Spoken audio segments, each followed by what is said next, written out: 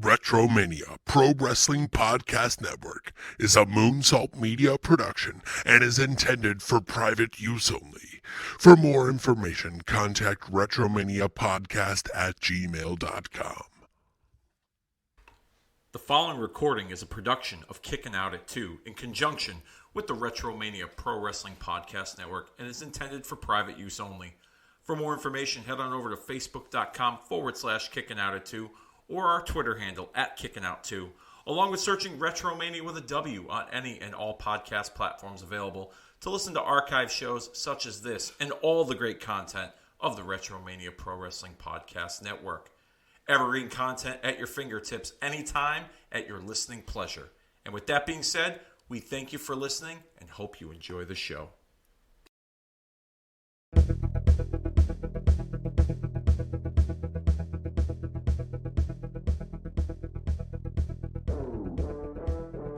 It's November, it's Survivor Series season, and we are in a Montreal Screwjob state of mind here on Marking Out the Days, the Rebrand season for the month of November, as we are covering the Montreal Screwjob and the what if. Now, a lot of what ifs have been discussed over the 25 years since this incident occurred.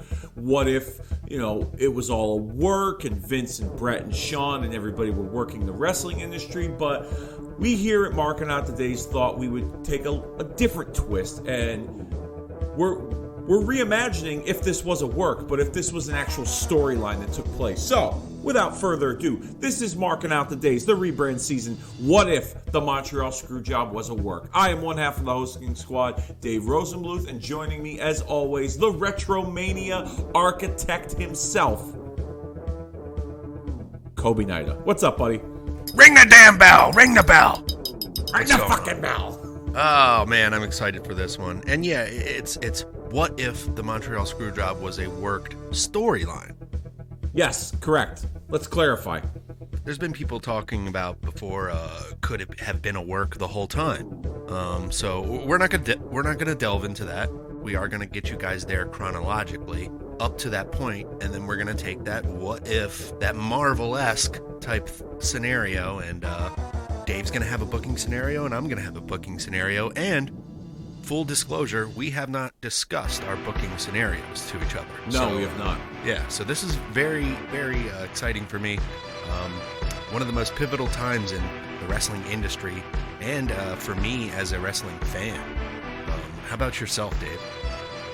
It was a very interesting time for me as a fan, exciting, but also, as things were taking shape on camera, part of my, I guess you could say, my wrestling OCD, there were things that just were kind of misfiring, so to speak, and I kind of discussed it in the Survivor Series 97 watch-along recording, which you can find in the archives over at the Retromania Pro Wrestling Podcast Network by searching Retromania with a W, where it was kind of strange to see Brett and Sean, not in a rivalry per se, but the fact that they, at the time, within the context of the story, they were both heels. Sean was hated, and Brett was still kind of hanging on to that Canada-USA angle, where he was the Canadian hero, but he was hated in the United States. And so, it was interesting in the sense that, that these two were finally meeting after 18 months and not getting in the ring against one another. But at the same time, at 13 years old, 14 years old, I was looking for some clarity in terms of who was the good guy and who was the bad guy, and that was part. I was kind of transitioning out of that phase as a fan a year prior, but from time to time it would kind of creep in a little bit where I would be like, wait a minute, these two are good guys. Why are they facing each other? One's supposed to be a good guy, one's supposed to be a bad guy. But this was that era of the shades of gray that that WWF was producing in the early stages of the Attitude Era. So overall, to kind of go around the block, as I usually do with my explanations, this was a very interesting time as a fan, an exciting time as well, but also a confusing time for me. That's just me personally. Same here. I didn't know what was real and what wasn't, and finding out that this was real made me question the backstage politics of wrestling and some of the decisions of who was at the top. And it also branched out to me starting to dislike Hulk Hogan, and certain characters that had been around. And, I like the in-ring action, the wrestling. Yep. So, at the time it was very frustrating to be a fan, especially with what ended up happening with Bret Hart post this, post the Montreal Screwjob. And essentially the way that WWF built up Shawn Michaels, and then he left. He kind of took his ball and went home. It's interesting that Shawn Michaels throughout his career has always kind of had a sidekick or somebody. Marty Jannetty, and he leaves. Then Diesel. And then there was a brief little bit where it was Shawn Michaels and Steve Austin before this. Do you remember that? Yeah, they were like the odd couple tag team that had the common enemy in the Hart Foundation, which I really liked that team. I liked the pairing of it. One of my favorite matches of all time, and there's a lot, but one of my favorite matches in the history of Monday Night Raw was Shawn Michaels and Steve Austin defeating Owen Hart and the British Bulldog for the WWF Tag Team Championship in the spring of '97. I believe it was sometime in May. Yeah. On an episode of Raw. One of the best tag team matches out there. And actually, it's funny because I was talking to Justin in the Survivor Series recording about like the super teams and the teams that kind of get thrown together, and the success rate being the over under on the success rate of those teams, and it was in regards to the New Age Outlaws as we were watching the match that they were involved in on that Survivor Series pay-per-view. And Steve Austin and Shawn Michaels, even though it was short-lived, you can't argue one way or the other whether it was successful or unsuccessful because of the circumstances that took place behind the scenes that led to them not continuing on as a team. But you have to figure that they were kind of leaning towards the successful route as this odd couple tag team, this odd couple super team, if you will. But they're one of the few instances that it clicked and it worked, even if it was a short period of time that we were presented with them as a team on television. It just seemed like to me, just my point being was, it seems like the WWF or Vince, not necessarily, has always been booked Shawn to kind of have somebody else there with him to kind of give him a little bit more shine.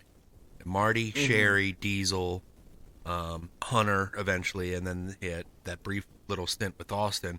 It just always felt to me, at this time, in my point of view, after the Montreal Screwjob, I was like, well, Shawn Michaels is a little shithead.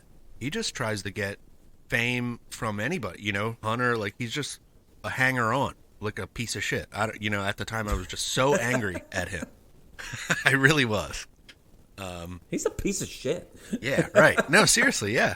And I believe you. I believe you. You're a Bret guy, so yeah. The fans' reaction to this was, Shawn Michaels was a heel after this, The trajectory of it is just amazing. But you ready to get into it from the beginning? Yeah, let's talk about it here. Let's talk about what we're going to do is we're going to talk about what led up to this in real time, and then we're going to go with our scenarios. So I think this really starts at Survivor Series 1996. You could even go back further to the Iron Man match at WrestleMania 12 with the overtime finish, sudden death. Michaels wins, super kicks Bret. Bret disappears and leaves. His future's in question. To me, as a fan at the time, it's being a diehard Bret fan. I was like, well, the time was up. He won. Why the fuck does Shawn get another attempt at it? He lost his chance. That's coming. Like you said, as a Bret fan, that's coming from a skewed point of view. You know what I mean? But Bret didn't necessarily win the match either, right? Because Bret didn't score a pinfall. So right. So there was this tension of who was going to be the top guy. Yeah. So that was I liked the finish because it really made Bret and Shawn even. At that level, like one wasn't better than the other in that 60 minutes. They were both even all the way till the last second of the match, right down to the end of the time. And I enjoyed the overtime period. I thought it was a nice little wrinkle People, like you Nowadays, said, I you're a do Brett fan. Yeah, retrospectively, I like it now. Yeah. But so, I mean, I guess you could go back to that point, and you could see that they were with the vignette where Brett's in the locker room. She throws the cameraman out. You see him drive off into the sunset in his rental car. That kind of sets the tone for, in retrospect, looking back on it, Brett's return, and he's going to come back with a little bit of a chip on his sholler. Yeah, I went to do some acting, and I was slated to win an Emmy. They were gonna give me an Emmy for the most poker face actor. The most I think it was like the most boring actor. Poker face is a nice word for saying boring. Yeah. Yeah. But this really kicks off Survivor Series '96. Brett returns to face Stone Cold Steve Austin. Banger of a match. Classic match. At the last minute, it was thrown in there that the winner of that match would face the WWF champion at the next pay-per-view. Later that night at Survivor Series '96, Shawn Michaels loses the WWF title to Psycho Sid in controversial fashion as Sid attacks Shawn Michaels' manager, Jose Lothario, with the camera, which sets up the main event for In Your House, It's Time, Brett and Sid. Now, this is what struck me about this, and I'd love to get your thoughts on it, okay? This is where we were starting to see the edgier version of Brett. Even though Brett was focused on becoming the champion and he was focused on regaining the title that he felt he never lost against Sid, he had Shawn Michaels in the rearview mirror. And he would make mention of it in his promos on television. But more in particular, there was an episode of Sunday Morning Superstars, the morning of the pay-per-view, where they had live footage from the arena, interviewing the guys as they were coming into the building. It was kind of brought that like NFL pregame kind of vibe to the presentation. And Brett is entering the arena, and he gets stopped by Doc Hendricks, who is conducting the interview. Whoa, hey, Brett. Yeah, handsome Doc Hendrick here. And Brett talks a lot about Shawn because Shawn's going to be active in the match as he's going to be a guest commentator at ringside. And he's still kind of got that chip on his shoulder about losing to Shawn at WrestleMania. And you could see a little bit of an edgier side, a more bitter side of Bret Hart in this promo. And then not long after that, Sid shows up. The two of them have a physical confrontation. And then Shawn, all of a sudden, out of nowhere, comes into the picture. Referees, officials, I even think you see Vince get involved trying to break the whole thing up. I thought that was looking back on it, I think that was the genesis of Bret Hart's eventual heel turn down the line. Even though Bret has said in the past that he was really sour on turning heel in the beginning, I think the company was trying to... That was their vision, and they were waiting for Bret to see it. And that was the beginning of it, where Bret just showed that edgier side. I don't know if you remember that at all. Do you care to share? Okay.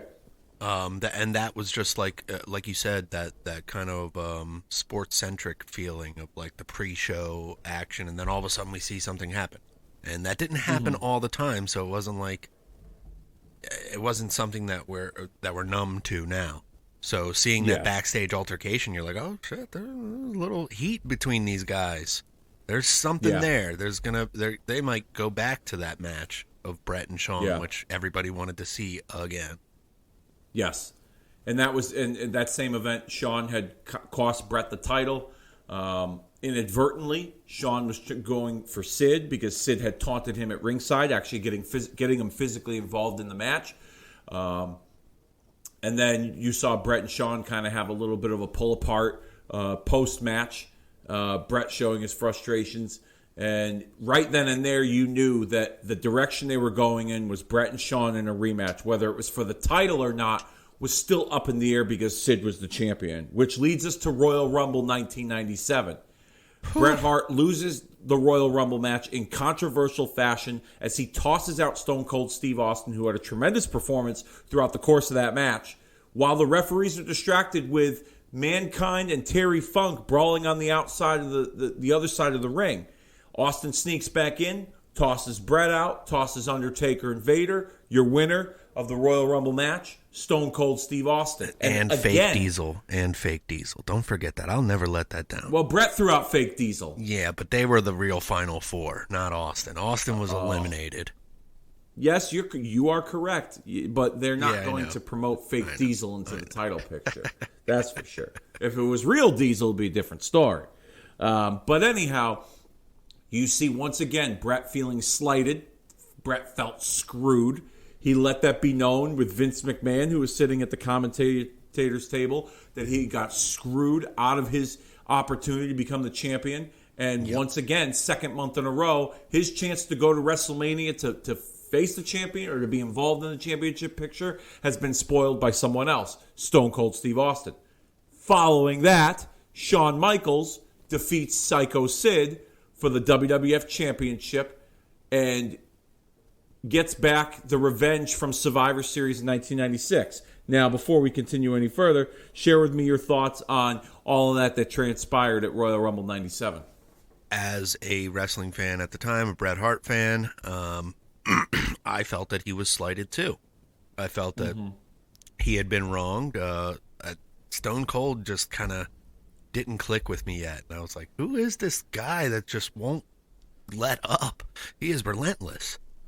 Yes. And he's almost like obnoxious at the time until he kind of transitions into like where, eventually what he becomes. But I was just, I was kind of happy to see Shawn be the champion again because that meant we could get Brett and Shawn.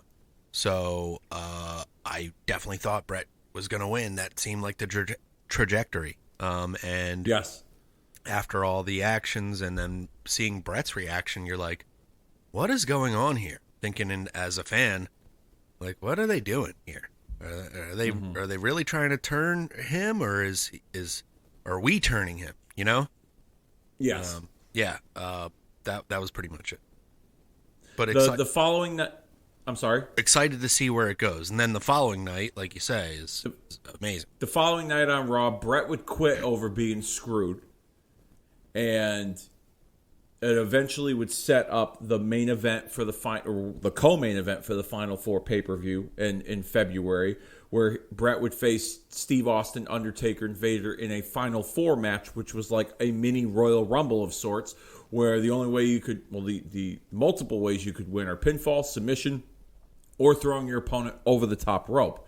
Kind of like reliving the last four of the Royal Rumble match, hence the Final Four. Also scheduled on that card was Shawn Michaels, Psycho Sid rematch for the WWF Championship. So back then, 25 years ago, as a young Dave Rosenbluth, it had appeared, at least in my mind, that this was setting up Shawn Brett for the title with Shawn as the champion. And it at least from my perspective at that time, 25 years ago, I was looking at it as this was going to be Brett's redemption. Yes. Facing Shawn. The roles were reversed now. Brett's challenging for the title. We're finally going to see the rematch between these two for the WWF Championship. And then Shawn Michaels would end up losing his smile on an episode of Thursday, Raw Thursday. So let's talk about that. Let's get into that here. Losing his smile. What were your thoughts then, and what are your thoughts now on Shawn Michaels losing his smile? Do they change? Is it like it's pretty much kind of stayed the same? Essentially, watching it, you could tell he was frustrated or going through something emotionally, and a lot of stuff on his mind. But at the same time, I was like, you're kind of, it looks like you're pussing out. Looks like you don't want to do a job. And, retrospectively hearing that he had some drug issues and then an injury and a lot of stuff going on, I still say that he was being ignorant at the time to the booking, and there was a lot of ego between Brett and him. And he was not willing to do the favor for Brett, so he had to finagle away to drop that belt, because as we know, Shawn Michaels isn't a guy who just drops the belt to anybody in the history of his career. Mm-hmm. There's a lot of vacancies. Yes, I got a question for you. You know, you had said Shawn's ego had kind of gotten in the way, and he didn't want to drop the belt to Bret. Do you think that some of that that they worked themselves into a shoot because there were a lot of comments on television between the two of them, very personal comments. Bret talking about Shawn Michaels and questioning his sexuality at times. Shawn making remarks about Bret's family. Although in retrospect, we've heard from both guys in interviews. I believe the Rivalries DVD that came out with Bret and Shawn a number of years ago, where they both kind of they took some of the shots too personal with each other. I think and that's what it was. There was no communication. Okay, so all right, just to clarify. There was also a magnifying glass on it from the Observer. And wrestling fans in general, that was the match that people wanted to see. So when you see Bret, you're like, when's the next time you're gonna wrestle or kick Shawn's ass? Or when you see Shawn, you're like, when are you gonna shut that Bret Hart? You know, it was like, it was getting to these guys in more ways than one. Worked. They had taken it personal. Yes, worked into a shoot. Okay. So what are your thoughts? So that's your thoughts on it? I tend to agree to some respect. I think Shawn Michaels losing his smile was a cop-out. The whole injury thing. And then coming back next week and doing a backflip and landing on that same knee. Well, I mean, it was a couple of months later, but it was. I would say it was about a month later where he appeared at WrestleMania as the guest commentator for the main event. But we'll talk about that in a minute. But yeah, I do think that Shawn had kind of taken some of the things that Bret said a little too personal. I don't think there was proper communication between the two behind the scenes, because I think the objective of their rivalry was that it was going to kind of make you question whether it was a work, whether it was a shoot or not, based off of what took place at WrestleMania 12. And if I remember correctly, I think even Bret has said in multiple interviews that he wanted Owen to kind of report back to him to see if if they were working the boys, because they wanted to work the locker room as well to get them into thinking, oh, these two guys, they really don't like each other. So I think there just was improper communication on both ends, and they kind of took it personal. And Shawn, in a sense, threw the first punch and said, well, you know what? I'm going to take my ball and go home. Guess what? I lost my smile, and now, this puts a wrinkle in the WrestleMania plans. Do I think that there's a shred of truth to him being hurt?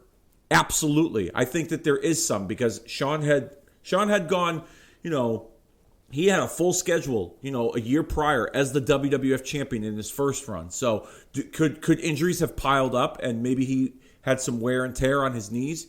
No doubt. I don't discredit that. But to the extent that Shawn had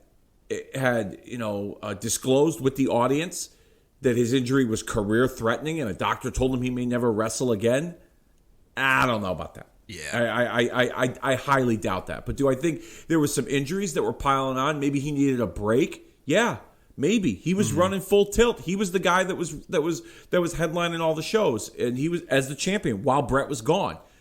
He was kind of steering the ship for a little while. So I do think there is a shred of truth that maybe some of the injuries kind of caught up with him, and he needed a break, and he was burnt out, and then compound that with the improper communication between him and Bret with these work shoot comments that now guys are taking it personal.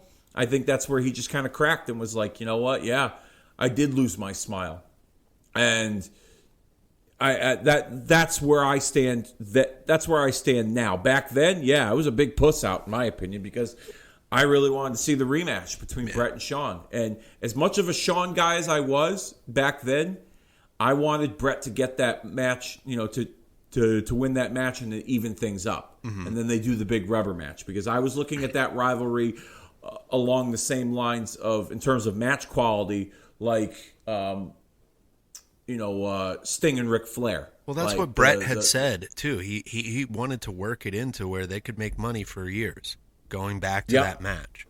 And it made sense. And I don't think it made sense for Shawn, because you look at it too, Shawn didn't become a single star until after Bret did. They were kind of on that same trajectory, but Bret was getting put over. Bret chose to be the champion. Bret's been in the business a little bit longer. There was probably some resentment from Shawn. When he finally got that top spot, Shawn didn't want to give it up to Bret again. Not understanding that they could trade it back and forth. Let's move on to Final Four, where Bret would win the title back. And he would eliminate Undertaker to do that. And then it was announced that night at the pay-per-view that he would be defending the title against Sid at the next night on Raw. Which I thought was odd, too. But I guess he gets his rematch. Well, no, I wouldn't say it was odd, only because Sid was scheduled to get his championship rematch on that pay-per-view against Shawn. So they were just kind of tying up some loose ends, making things right. And at least from my perspective, going into that Monday Night Raw, in fact, it was actually announced on that Raw that Bret would face Undertaker at WrestleMania for the title, which I was excited for. Because Bret and Undertaker had some classics. They had one at the Royal Rumble in '96, despite the controversy with Diesel's interference. So I was looking forward to that match. And when Sid beat Bret with the help of Austin and Austin's interference, as a fan, I was really disappointed. Because I thought that WrestleMania wasn't going to be as good with Sid and Undertaker as the top draw. And although Bret and Austin had some classic matches, I wasn't really. I wanted to see Bret and Undertaker. Yeah, I just thought that it would have been a better matchup. And given the story from the previous night where Bret eliminated Undertaker last, I thought it was fitting that was the direction they were going to go in. Whether they did Sid and Austin, separately, who knows? But looking back on it, hindsight being 20/20. I'm glad they went the direction they did with Bret and Austin, because otherwise I don't think Austin, it would have taken him longer to get to that level had he not worked with Bret at WrestleMania. And I couldn't see him and Sid being matched up either. I mean, at the time too, they were also trying to pick up the pieces because Shawn was out of the picture. Right. So it was definitely it was a different WrestleMania. It didn't feel like a WrestleMania to me, I'll be honest with you, 25 years ago. But, the Bret Austin match was a classic and goes down, and it's on my Mount Rushmore of greatest WrestleMania matches of all time. What it did for both guys, the historic significance. And let's talk about that briefly here. Bret and Austin, double turn, and Shawn Michaels making an appearance in the main event. As a guest commentator. Talk to me a little bit about both of those situations that transpired. I didn't like it at the time. I'm like, Shawn, just go away. If you're gonna be gone, go. Don't come back. Just to sit ringside because I gotta be at the main event. I'm gonna be here. But yeah, a classic match, and you're right. It just didn't feel like a WrestleMania at the time. But now, going back, I love that match. And this is the moment where Undertaker was kind of made a guy, I mean, in a sense, you could say, Undertaker was always a guy. He didn't need the title, but I think because Undertaker is loyal, was loyal to a fault at times, they felt that was the best direction to go in with him as the champion. It's time to get a ring on your finger type deal. Yeah. Yes. But at the same time, depending on the condition of Shawn Michaels, and as Bret said that night, because he made an appearance before the match, Shawn Michaels and his pussyfoot injury, it looked like they still were really on board with doing Bret and Shawn at some point at a later date. Yes. If it wasn't a WrestleMania, maybe a SummerSlam. Because Bret had made the appearance pre-match, kind of talked about how Undertaker slammed the door on their friendship, talked about being screwed out of the title. This was the early signs of, this was the beginning stages of his heel turn. He had kind of, I guess you could say, turned heel post-match with Austin, but it looked like they were kind of going in the direction of, all right, we're still going to do Bret and Shawn, because there's still there's a lot of unsettled business that needed to be addressed, which led to the next night on Raw where Bret pretty much turned his back on the United States and blamed the United States for the reason for his actions and for getting screwed and not supporting him. And he would eventually attack Shawn Michaels, and we would see the birth of the figure 4 around the ring post. But this would also lead to the launch of the Hart Foundation angle, where he would join forces with his brother Owen, who was a longtime rival of his, as well as his brother-in-law Davey Boy Smith, and the common enemy being the United States of America and the wrestling fans, as well as the filth that the World Wrestling Federation was presenting with the likes of Shawn Michaels and Steve Austin. Share with me your thoughts on the Hart Foundation angle and how you felt about all that stuff moving forward at that time. I loved it. I loved Bret blaming America, and I turned my back on America too. I was like, yeah, Canada seems all right. Coming from this guy Bret, not bad. But no, all jokes aside, I loved him coming down to the ring and talking to Owen and Bulldog. Like, look at them. They've got you fighting each other. That's what they want. And then, we got to come together, and they hug, and later in the night kind of, solidify that the Hart Foundation is back. I was so stoked. I was like, fuck yeah, this is awesome. Now we got a faction in WWF, a cool faction. Yes. Not not the Boricuas, not Well, the Barricos weren't a thing then, but yeah, no, I get what you're saying. They were the lead act, the Hart Foundation, and at first it was difficult for me to really get that Steve Austin was a good guy, or at least that the fans were liking him, and that Bret was a bad guy. Same here. But because I was a Shawn Michaels fan, it kind of brought some clarity to me as a fan for that rivalry, because Shawn was the good guy and Bret was the bad guy. Oh. And so at least shut up. Shut up.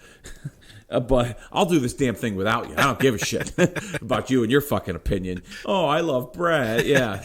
No, in all seriousness, I enjoyed the angle, and it kind of brought some clarity, because it seemed like Bret and his character and his standing with the audience was in limbo because of that chip on his shoulder since he returned. And we kind of got a definitive answer as to where he stood with the audience. So being paired with Owen and Bulldog against the likes of Shawn and Steve Austin, really great stuff. I enjoyed. To me, I felt like that was back then. That was what made me want to watch WWF more, and that was where I really started changing the channels back and forth between that and Nitro, because Nitro still had the hot hand with the NWO and their rivalry with Sting and the mystery behind Sting and things like that. So Hart Foundation, the USA Canada angle that was launched, that was the beginning of my channel surfing between Raw and Nitro on Monday nights. Yeah, it was a pivotal time. You could say to an extent, Raw was kind of stale, in compared to WCW with that NWO angle and the Sting thing. I was just like you. I had one tape going in the other room and then flipping back and forth on the channels, watching the live one on the other TV. So yeah, taking it over. It was a great time to be a fan. Oh, absolutely, absolutely. So I don't think we'll ever see a moment like that ever again. Let's move on, because as this angle is continuing, Shawn, like we talked about earlier, Shawn and Austin are more active as a team. They won the tag team titles. They got that common enemy in the Hart Foundation, and then behind the curtain, we get the infamous locker room fight in my hometown of Hartford, Connecticut, prior to Monday Night Raw, June the 9th or June the 10th, I believe, 1997. Rumor has it the fight was instigated by a young kid named Dave Rosenbluth. It could have been. It very well could have been. It's funny, too, because I don't know if you recall this, but during WWF programming in the local markets, Doc Hendricks had that like event center, and he would promote the upcoming events that were taking place in the area. And he promoted an episode of Monday Night Raw. And at the time, I didn't realize this, but he was promoting a main event of Shawn Michaels, Steve Austin, Ken Shamrock, and Psycho Sid against the Hart Foundation. Oh, wow. That was to take place on that episode of Monday Night Raw. Now, at the time, I didn't realize it was just a dark match for the live crowd. Wow. And I remember begging my parents. I wanted to see the match. I wanted to go, and they couldn't afford it. That was the usual, the explanation I would get from them. And at the time, I remember watching that episode of Raw and being disappointed that we didn't get that main event. Right. And it turns out it was only for the live crowd. But then I would read a few days later on the dirt sheets that Shawn and Brett had gotten into a pull apart backstage, which pretty much stemmed from their comments between each other back and forth in the promos. In particular, the Sunny Days comment that Shawn Michaels made towards Brett, implicating Brett committing adultery with Sunny behind the scenes, which is kind of ironic because it would be later revealed that Shawn Michaels and Sunny were involved in a romantic relationship a year prior, right? Where Sunny and Shawn had been living together and were dating each other. Pretty much, Chris Candido was Cuck Candido. He was the modern day Cuck back then because he knew of it, allowed it, and still had hopes that him and Tammy were just going to work things out. While she was getting some sweet chin music of another kind from Shawn. But talk to me about, do you remember hearing about the locker room fight? Was it something you found out years later by reading Brett and Shawn's book? Yeah, I found that out. I found that out in post. And okay. I'm surprised. I mean, I didn't get the Wrestling Observer. I would get the Pro Wrestling Almanac, and I guess that's like the after mag type stuff, to where it was kind of played in kayfabe. Yep. So it wasn't really behind the scenes. So I didn't have that much insight. So what I saw was what I got, and I had to, use my dumb 10-year-old brain to try to figure out what was going on. And I was just, I was not privy to it at the time. But now hearing about it years later, you knew it was going to happen, and you hear in both their books the retelling of the story is pretty much the same. It says, fuck you, you got something to fucking say to me, and then they just grab each other's hair and start wailing on each other kind of like a hockey fight, but Brett got a good chunk of the Heartbreak Kid, Shawn Michaels' hair. Yeah. Yeah. Which, by the way, I think is in the possession in a Ziploc bag of one of Jim Cornette's ex-wives. Wow. If I'm not mistaken. I think Cornette had... The story I recall was that Cornette was in Vince's office talking about what they were going to do, how they were going to handle the situation.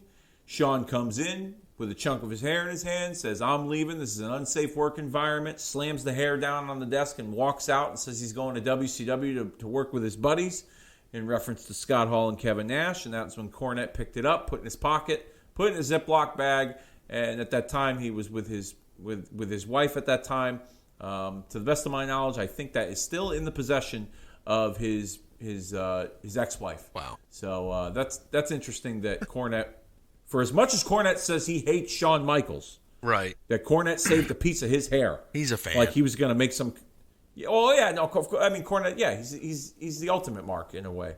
But that changed a lot of things because I remember at that time the rumor was that Shawn was going to, Shawn and Brett were supposed to take place at King of the Ring the night before. Yep. Brett was still hurt. Brett had not been cleared yet. This is legitimate, and it wasn't. Now originally they had booked the match, and then they couldn't get the match on the pay-per-view because Brett was still hurt. So the next best thing was that the rumor, at least that from what I read, and I don't know how true this is, but the rumor at that time that I read, and I didn't get Meltzer or any of those dirt mags, dirt sheets. I ended up reading like message boards, news boards that would get clips and excerpts from Meltzer and Wade Keller and things like that. So 411 Wrestling was my go-to back then. And I remember reading that the rumor was the Hart Foundation was set to take on Austin, Shamrock, Michaels, and the Road Warriors. Maybe even Sid. I think Sid might have been a name that was thrown out there. Even the Patriot, too. There were a lot of different names that were thrown out there that was rumored for the 10-man tag in Calgary. And the locker room fight changed that because Shawn went home.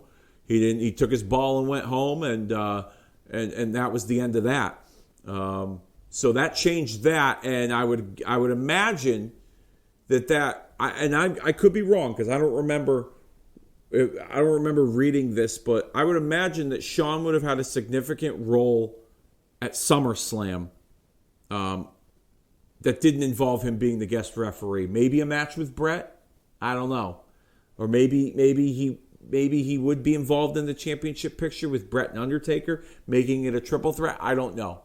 But that changed a lot of things, at least in my opinion, the way that the story had played itself out, because Shawn would end up coming back in July, later, I think it was like mid to late July, and he was announced that he was the guest referee for the Bret Hart Undertaker Championship match at SummerSlam. Talk to me about your thoughts going into that match. What were your thoughts on Shawn being the referee, the unique stipulations? If Shawn showed favoritism towards Undertaker, he would lose. He wouldn't be able to wrestle in the United States. If Bret didn't win the title, he wouldn't be able to wrestle in the United States ever again. Talk to me your thoughts then and now regarding SummerSlam 97 and all that transpired. There was a lot of the stipulations had big implications. I was like, well, what's going to happen? Because Shawn and Bret are not going to get along. And then when it came to that match, with the spit in the face and Bret, that is like the perfect loogie. That was a good one. Yeah, just real good loogie. That was a shoot loogie too. That wasn't a working loogie. He was shooting with that one. Oh yeah, and Shawn just knocked the headshot to the chair to Undertaker, and then Bret picking up the victory as they have to look at each other eye to eye, and Shawn counts that 3 like out of frustration because he knows, the stipulation of the match. Man, I thought that brought so much tension, and it just made you want to see them go at it even more.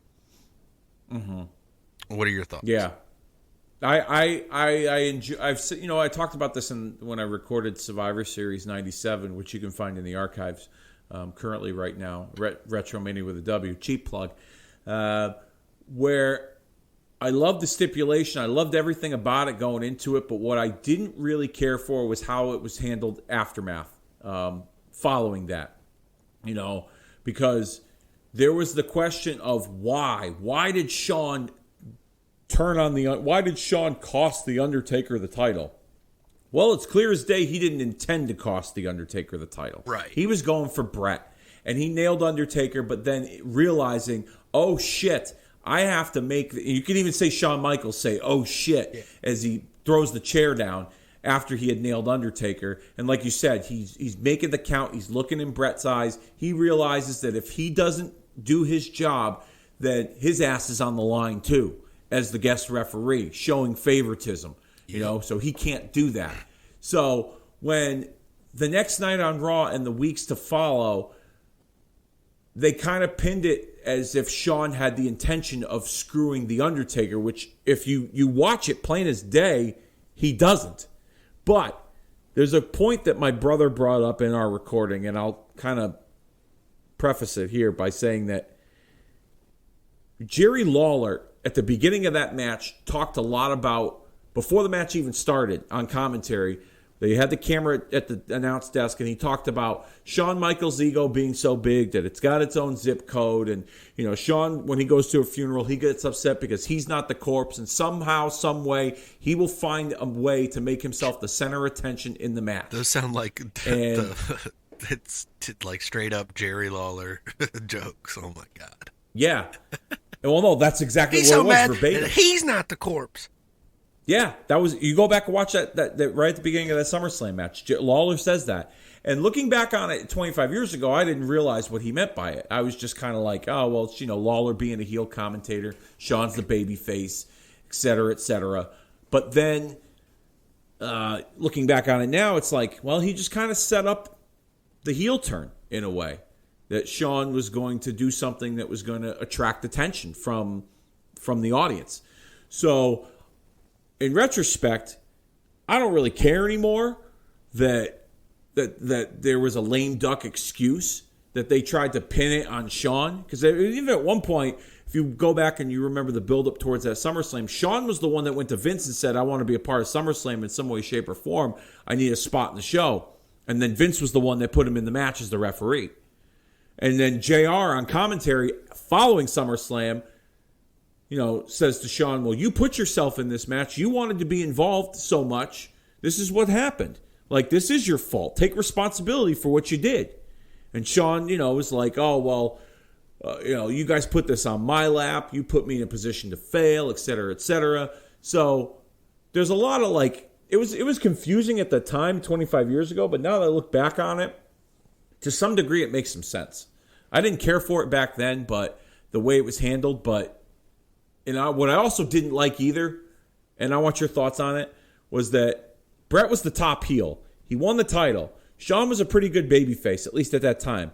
But Shawn took the lead heel role when he turned and swung that chair on Undertaker, and that scooped Bret's heat, as Bret would say. Yep.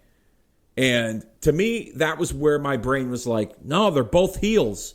And they hate each other. Right. You know what I mean? Like, that was where my wrestling OCD was like, no, one of them needs to be the good guy, and one of them needs to be the bad guy. No, I understand. And that's what sells a match better. I couldn't comprehend that. Yeah, and I couldn't comprehend that they were both heels. So, the Hearts, even though the Canada angle was still a hot angle, okay, they kind of were forced to take a secondary role to Shawn and eventually the formation of DX with Triple H, Rick Rude, and Chyna. Because Bret was the champ, and he was working with the Patriot and Vader. Owen had the stuff going on with Austin, and Bulldog and Anvil were just kind of hanging around. And I felt like it was too soon to kind of put them in a secondary role. Yeah. As a fan, what are your thoughts on that? No, I agree. It was like convoluted with having two guys that are eventually supposed to have this matchup, this super matchup. Now they're both aligned the same. They're both heel. And it doesn't sell. You want to have a baby face. You want to have a heel. Much as the shades of gray we can talk of. But you eventually want to have one working a style of a heel. One working the style of a face. That's the psychology that you need in the ring. So that kind of makes sense when you look at the match that they have eventually at Survivor Series. They're both brawling and beating each other's ass because they're both being healed, So to me, I did not like the inception of DX. I hated Triple H at the time. Wasn't a fan of Shawn Michaels. And I was like, what? The Hart Foundation. This is who you should be focusing on. This is the angle, And as much as I didn't like Austin, I kind of liked that he was like the leader of the U.S. versus Canada stuff. It made me appreciate him as a babyface, badass babyface at the time. You know what I wanted as a kid at that time? Because the Shawn Hunter, pairing grew on me. It took a while, but it grew on me. But same. I wanted Hunter to turn on Shawn, and because Hunter was the Greenwich Blue Blood, and at that time he did before he was paired with Shawn, they kind of gave him that French accent. Well, he still kind of talked like that too when they had DX. Yeah, a little bit. Just a little. He still had that a little bit. I was kind of hoping that Hunter was going to join the Hart Foundation and that he was going to denounce America and that they were going to turn on Shawn and that would make Shawn the babyface again. Because I was still not really on board with this Shawn Hunter pairing.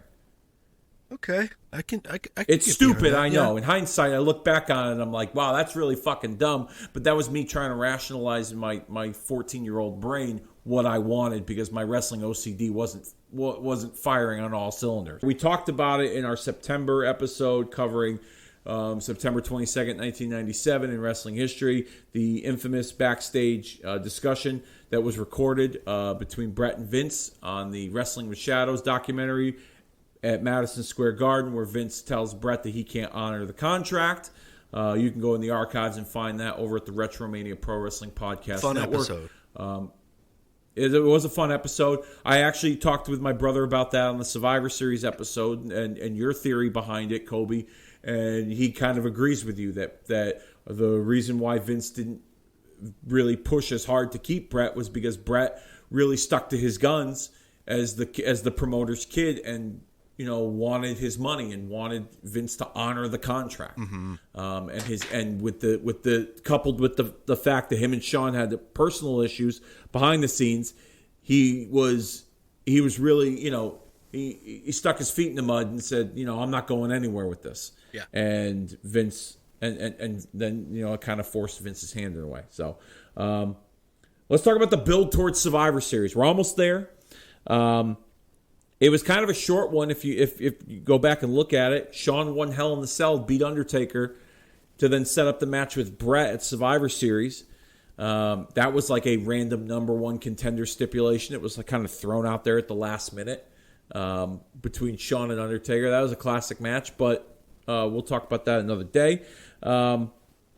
Two things I want to talk to you about. Number one, the dynamic of like both guys being heels heading into Survivor Series and the involvement of the Nation of Domination.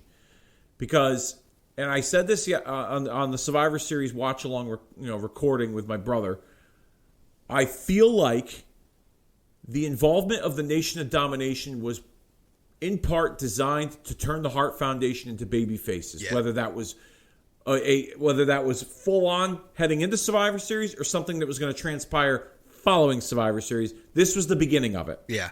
With DX, with DX setting up the Harts and accusing them of being racists, trashing the Nation's locker room. I watched a few episodes of Monday Night Raw before I watched Survivor Series with my brother Justin on that recording, and Peacock totally edits out the scene where you see the Nation's locker room trashed with the KKK symbols and the Malcolm X and the everything that just gets trashed in their locker room. Yeah, and they totally edit that out. I've been looking for that online because I told you I remember seeing it as a kid, and I've been trying to look for it to send it to you, and I cannot find it either. Yeah, so. It's not on Peacock, that's for sure. So, yeah, not on YouTube either. So give me your thoughts on the heel dynamic going into Survivor Series at that time, what you thought about Bret and Shawn, as well as the Nation's involvement and that possibly leading to the Hart Foundation turning babyface. What are your thoughts on all that? I was pretty sure that was the trajectory that they were going to go with, Nation versus Hart Foundation, with DX kind of being in the middle, stirring the pot, so to speak. Yeah, absolutely. And me as a kid, I was like, oh, are they going to do?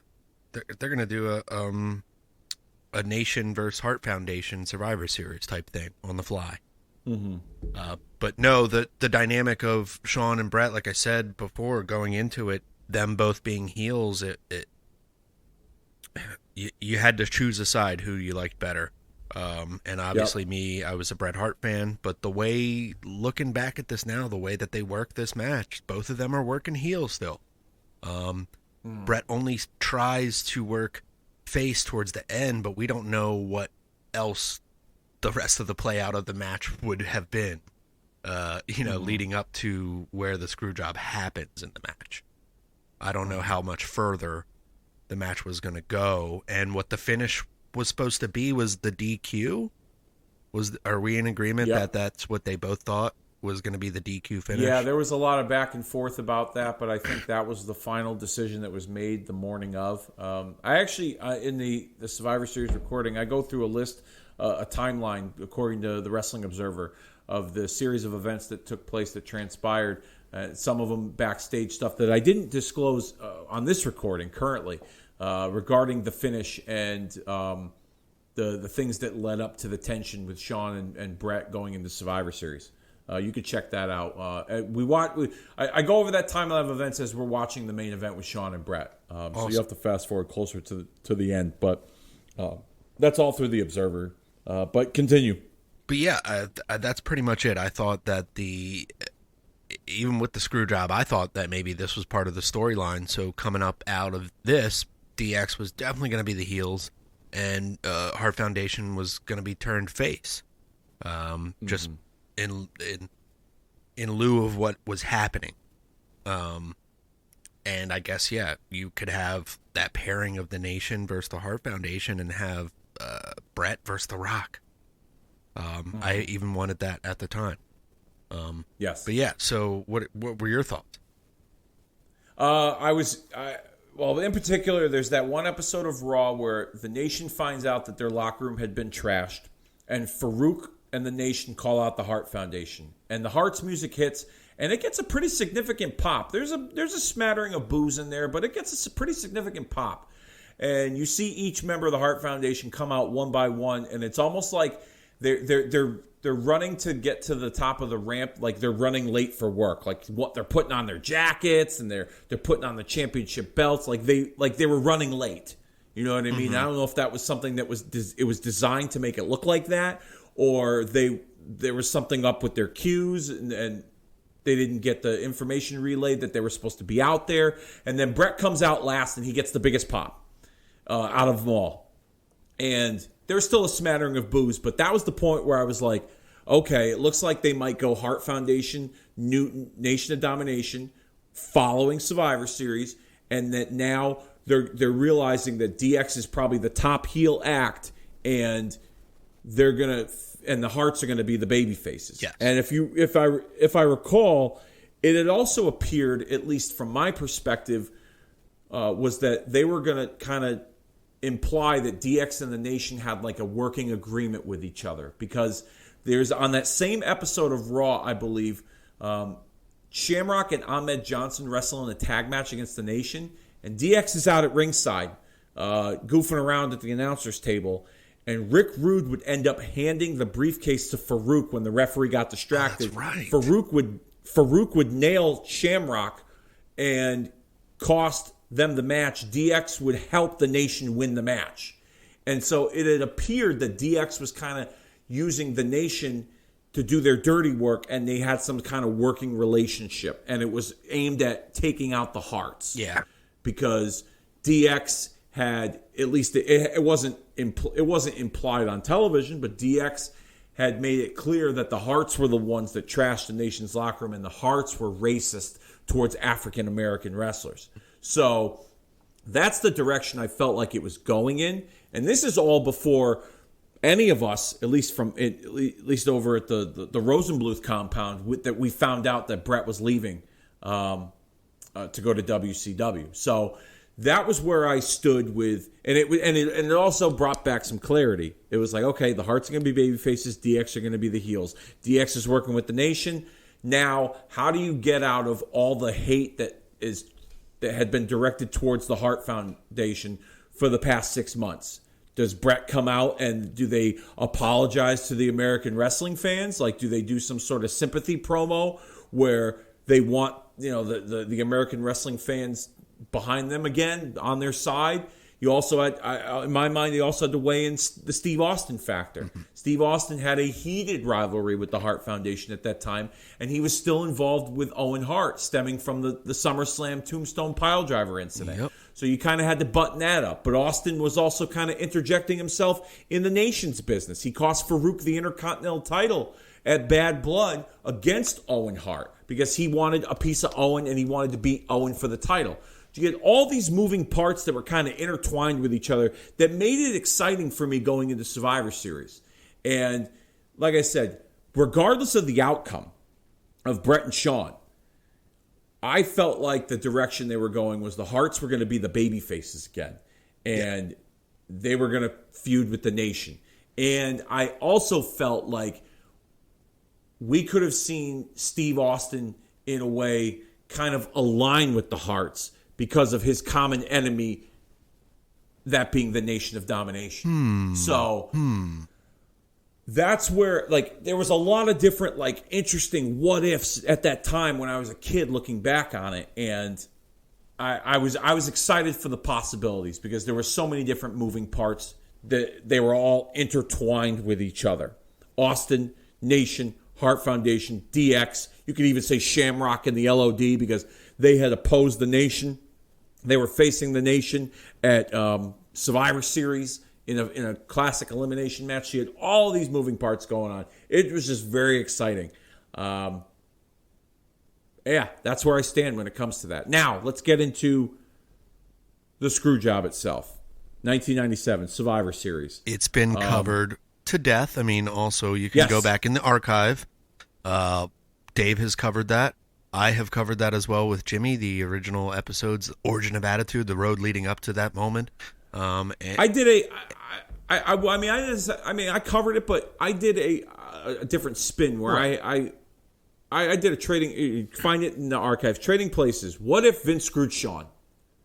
And what if Sean was the one that went to WCW instead? What if Sean was the guy that was the straw that broke the camel's back in the Starrcade finish with Hogan and Sting? What if Sean was the one that was the reason why the NWO split into two factions? So you can go find that in the archives. Check that out. That's just my fantasy booking cap. On my head a little too tight there, but I enjoyed that one. You can find that in the archives. But yeah, I want your thoughts then. What you thought 25 years ago. How did you find out? Did you watch it live? Give me everything you got regarding the Screwjob and Brett and Sean from Survivor Series 97. Wasn't able to watch it live, so I was dying to get the tape from my aunt and uncle because they would tape the pay-per-views for me because they knew I was such a fan. Would they have the black box? Yeah. Okay. So I was like, I need to come up there and get that tape. I need to get the tape because the next night on Raw, you kind of unfold where Sean saying he made Bret Hart quit. And I was like, but this doesn't sound like... And then they kind of alluded to something about it. And I found out like the next week. And then reading the paper and the internet stuff, like forums and finding out what actually happened, I was like, holy crap, they screwed him. Like, Vince McMahon is a piece of shit. So is Sean. Like, I knew, like, there was no way that Sean didn't know. And I still kind of feel that way, too. Like, they could have done business a different way. But I feel like there was... Sean and Brett were very stubborn at the time, and Vince had a business to run. So it in the long run it has maybe been better for business, but as far as like the backstage altercations, the news, that's more of the hype for a wrestling fan now than the actual show, and the content of what is going on in the ring. Everybody's worried about what's going on backstage more. I'm more of the I'm more of the purist. I like the in-ring action. I focus on what's going on. I don't try to read the backstage news of who's fucking who has a problem with somebody. It just kind of takes me out of the enjoyment of wrestling to some degree. Sometimes I'm like, oh wow, the scrum, huh? Wow, that's pretty exciting there. But I enjoy wrestling for watching wrestling. But this was a mess at the time, and now we 25 years of going over this subject is you can see how much of an impact it's had. Yeah. 25 years ago, I did find it weird that Brett was not on the go-home edition of Monday Night Raw heading into that pay-per-view. I will say that. I was like, he's the champ. He's going to face Sean. And it was just weird to me that Sean was involved in a rivalry with Shamrock heading into Survivor Series. And I was just kind of like, that's weird. But didn't really think about anything of it. Didn't hear about Brett possibly leaving to go to WCW till the night before. I had read online that he was negotiating a deal to go to WCW. I didn't hear about. I really didn't hear anything about Brett. They kept it pretty tight-lipped, at least to the best of my recollection, 25 years ago, up until about that weekend, that Brett was on his way to WCW, and I was kind of shocked by that, given the fact that Brett was such a huge focal point of their programming and how loyal he was. And despite the issues that he had with Shawn Michaels, that I felt like they were going to move past all that, and Brett was going to be a big part of their programming moving forward, like he had been for the last year. So I was trying to figure out at that time as a teenager, what was the reason behind him leaving. I didn't know that it was at that time, the night before Survivor Series, that I didn't know at that time, as I was reading this article, that Vince had approached him 2 months prior and said, I can't honor your contract. I didn't know about any of that stuff till I watched the Wrestling with Shadows documentary a year later. Yes, that's what really gave me a lot of insight. I was just under the impression that Brett leaving was attributed to his issues with Shawn, and that the company wasn't big enough for the both of them. That's to the best of my recollection from what I read at that time. Yeah, it was almost like 1999 when everybody kind of got a peek behind the curtain with the Wrestling with Shadows, and then the Beyond the Mat being promoted and premiering on TV as well. Yeah, I think everybody got their eyes open to what was going on, and it was a big shock. Just in general, him putting the WCW at the end is like, whoa, holy shit.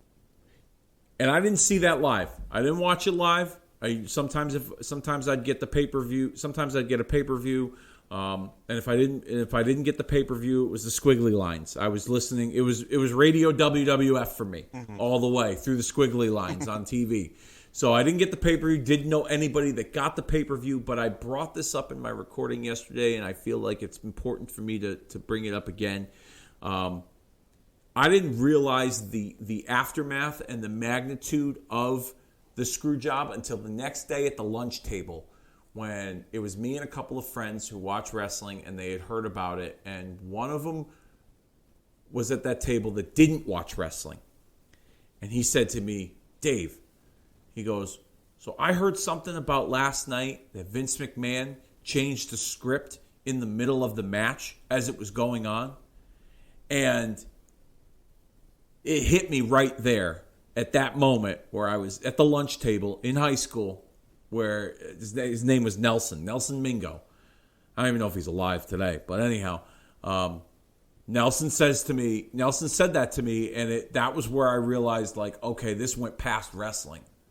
Like, this is like almost like mainstream news, And wrestling fans and wrestlers in general have a tendency to try to work everybody and everything, but that, at least back then, 25 years ago. But at that moment in time, that's when I realized, like, this went way beyond the wrestling circle. Yeah. These are people that don't even watch wrestling that heard about this and were like, holy crap, this is a big deal. And so just the way he had worded it and said it, that's where I was just kind of like, all right, like, this is huge. This is like a monumental shift in the landscape of wrestling moving forward. And I also said this in yesterday's recording, and I'd be an asshole if I didn't say it now. I feel like that moment, I wouldn't necessarily say legitimized or brought credibility to the dirt sheets, but it really... Well, yeah, actually, I did say that yesterday in the recording. It in some ways brought some credibility to the dirt sheets, because we had read stuff before, and we had heard that this guy was coming back, or this guy was leaving, or this was going to be the finish of this match.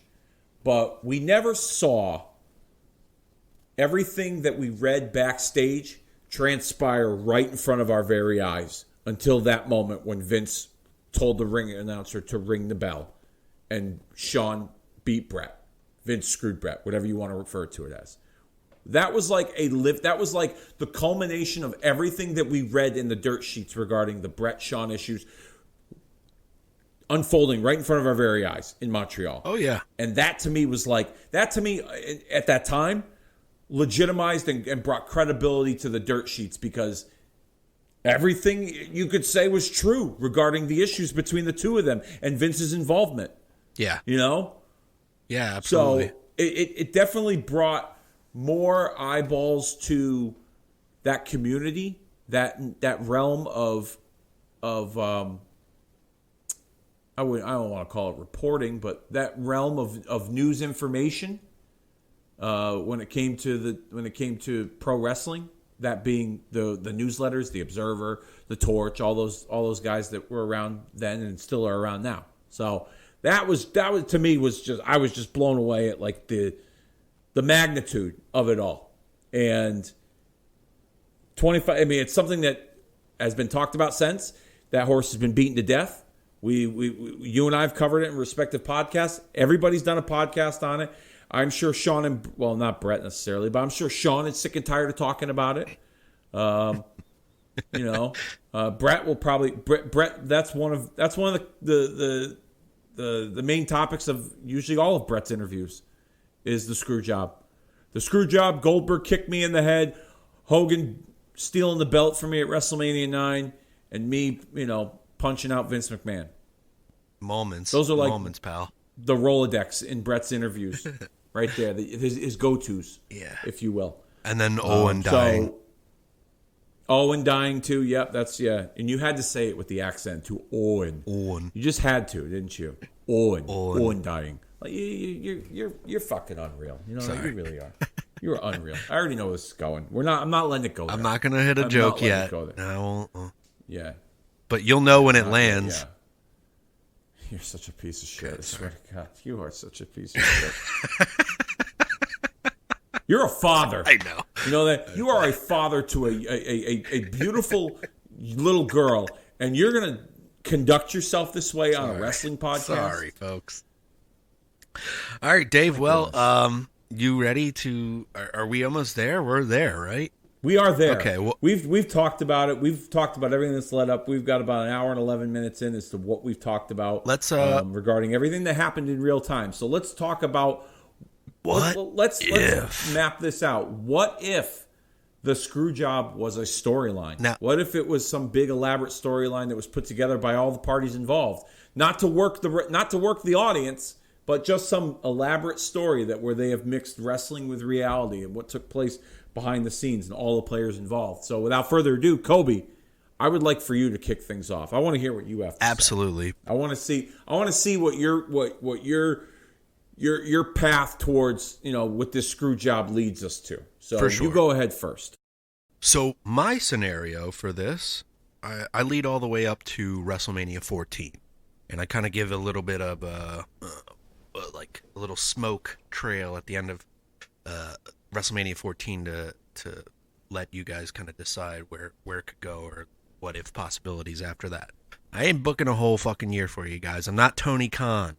I don't have that much Adderall or cocaine or coffee or whatever the fuck he's on. Doing 30 jobs a day. Anyhow, we start out with the Survivor Series. Goes down pretty much the way that we saw. And, the last bit images that you see are Brett spitting at Vince. He does not do the WCW. He is just completely pissed off. And Shawn Michaels runs off with the title in DX in tow. And the next night on Raw, we get a bit of smattering about the commentary saying what a night it was. Shawn Michaels left the champion, but under some controversial circumstances. And tonight we will hear from Vince McMahon, who has, rumor had an altercation last night with one Bret Hart.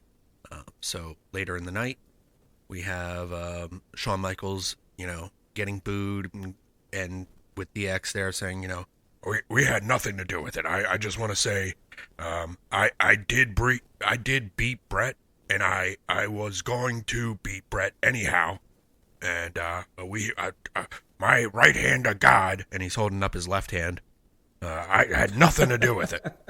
I like that. Yeah. And Vince is on camera later in the night, and he explains that Bret Hart wanted what was best for Bret Hart. We wanted what is best for business. Bret Hart wanted to do everything for Bret Hart, not the WWF. And no one man is bigger than the WWF. So Bret Hart, you are fired. And Vince is solemnly kind of made a heel on camera, where he has like a little shiner to where we see that maybe there was an altercation between him and Bret backstage, and you're really interested in this.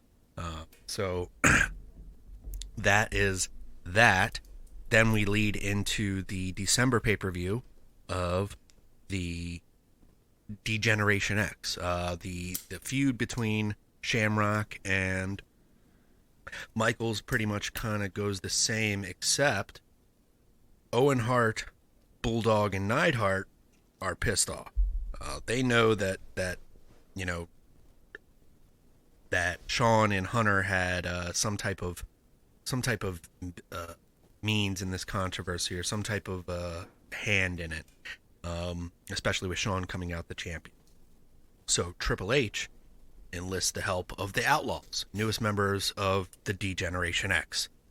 They brawl backstage, and there's a match announced for the Degeneration X pay-per-view. Triple H and the Outlaws, Degeneration X, against the Hart Foundation, Owen Hart, British Bulldog, and Jim Neidhart in a street fight.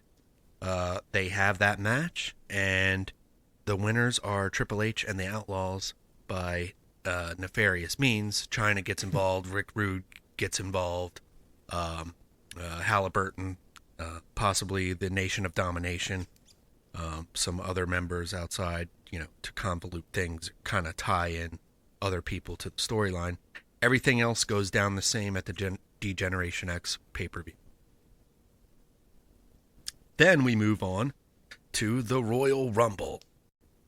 Earlier in the night at the Royal Rumble, we have a tag team match with Neidhart and Bulldog defeating the Outlaws via DQ for the tag team titles.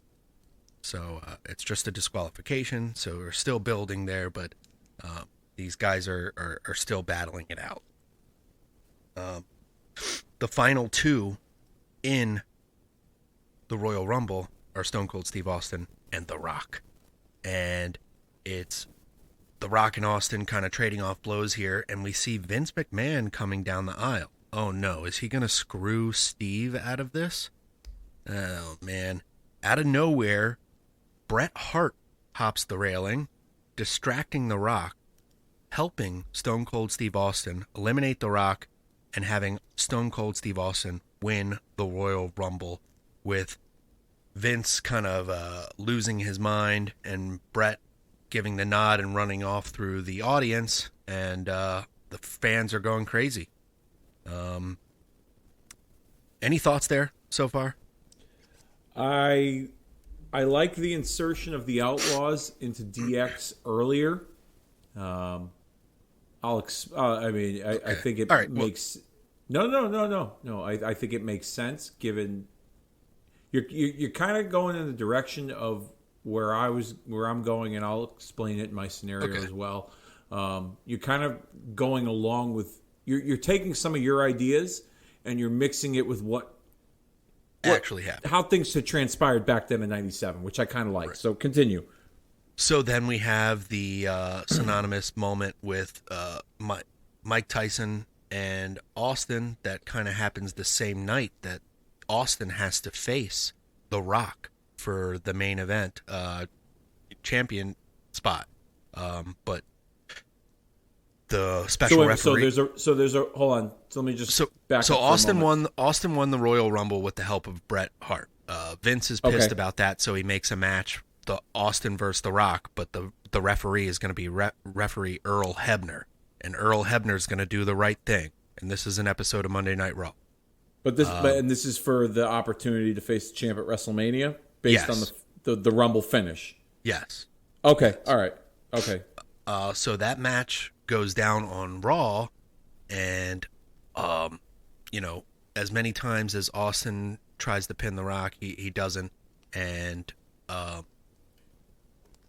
throughout the match, you get kind of the sense of like the stress that is put on Hebner. This is for his job, but nonetheless, he gets knocked out. Another referee comes in. That referee gets knocked out. Earl Hebner eventually does the right thing, counts Austin the victor, and to not happy, Vince McMahon slaps Hebner next week on Raw and fires him. The same night that Mike Tyson is supposed to be the special guest, in the moment where Austin breaks everything up, says he's going to WrestleMania, yada yada. So it kind of plays out the same way there. Okay. Vince is still pissed about Bret Hart. We get the go home for No Way Out is a videotape sent from Bret to the WWF, saying the reason why he helped Austin, is because Vince had screwed him, and even though him and Austin have bad blood, and the same with his family, that he doesn't want to see that happen to somebody else in the WWF. And the things that the Hart Foundation had done in the past were out of resentment because of what Vince had put them through in this company. And they want to make it right. So Vince replies. He says, okay, I've got something for you. How about at No Way Out, it is D-Generation X, Shawn Michaels, Triple H, and the Outlaws against Stone Cold Steve Austin, Owen Hart, British Bulldog, and Jim the Anvil Neidhart.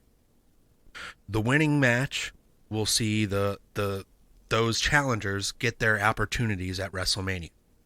If Austin and Owen and the Hart Foundation to win, they get their opportunities at the tag team title, the European Championship, and Austin gets that shot at Shawn Michaels. Shall they lose, they're all fired, just like Bret Hart. Okay? Okay. So, Bret's fate is in all of their hands, and they all have something to lose as well. I like it. Yes, I like it. Exactly. And if they do win, Bret, you can come back. You can have your little contract, and you can have whatever match you want, because I know what match you want, Bret Hart. So, kind of throwing a wrench in between Austin and Shawn is Bret getting an opportunity, possibly, after this, and a contract fulfilled if Austin, Owen, and the Hart Foundation can beat DX at No Way Out. No Way Out happens. It's a fucking barn burner of a match. Austin stuns Triple H and gets the victory there. Owen Hart kind of helping Austin, the week that, the promo that night. He's like, I don't like it one bit, but I'm out here to do the damn deed because I'm out for myself. Don't trust anybody else, but I don't play. He's out for himself, essentially. It's all good. He's got his title shot on the line, yeah, so I get it. Yes. So they win. So they get their opportunities leading up to WrestleMania. And we have, the Royal Rumble saw Shawn Michaels, with The Undertaker, and then Kane had made his appearance. And that match eventually happens with Kane and Undertaker. That all happens the same. Bret Hart, on the week leading up, the weeks leading up to WrestleMania, he has not made an appearance yet. He does finally, and the crowd is really hot for him. And he says, I have history, and I have a match for WrestleMania, and I know who I want to fight, and I know what I want. And Vince McMahon, it's you. I want to wrestle you. So, wow, swerve. Ooh. Vince is like, oh, pal, I'm not a wrestler, but I will do it. And if you lose, you're fired, and you will never wrestle in the United States again, or the WWF again.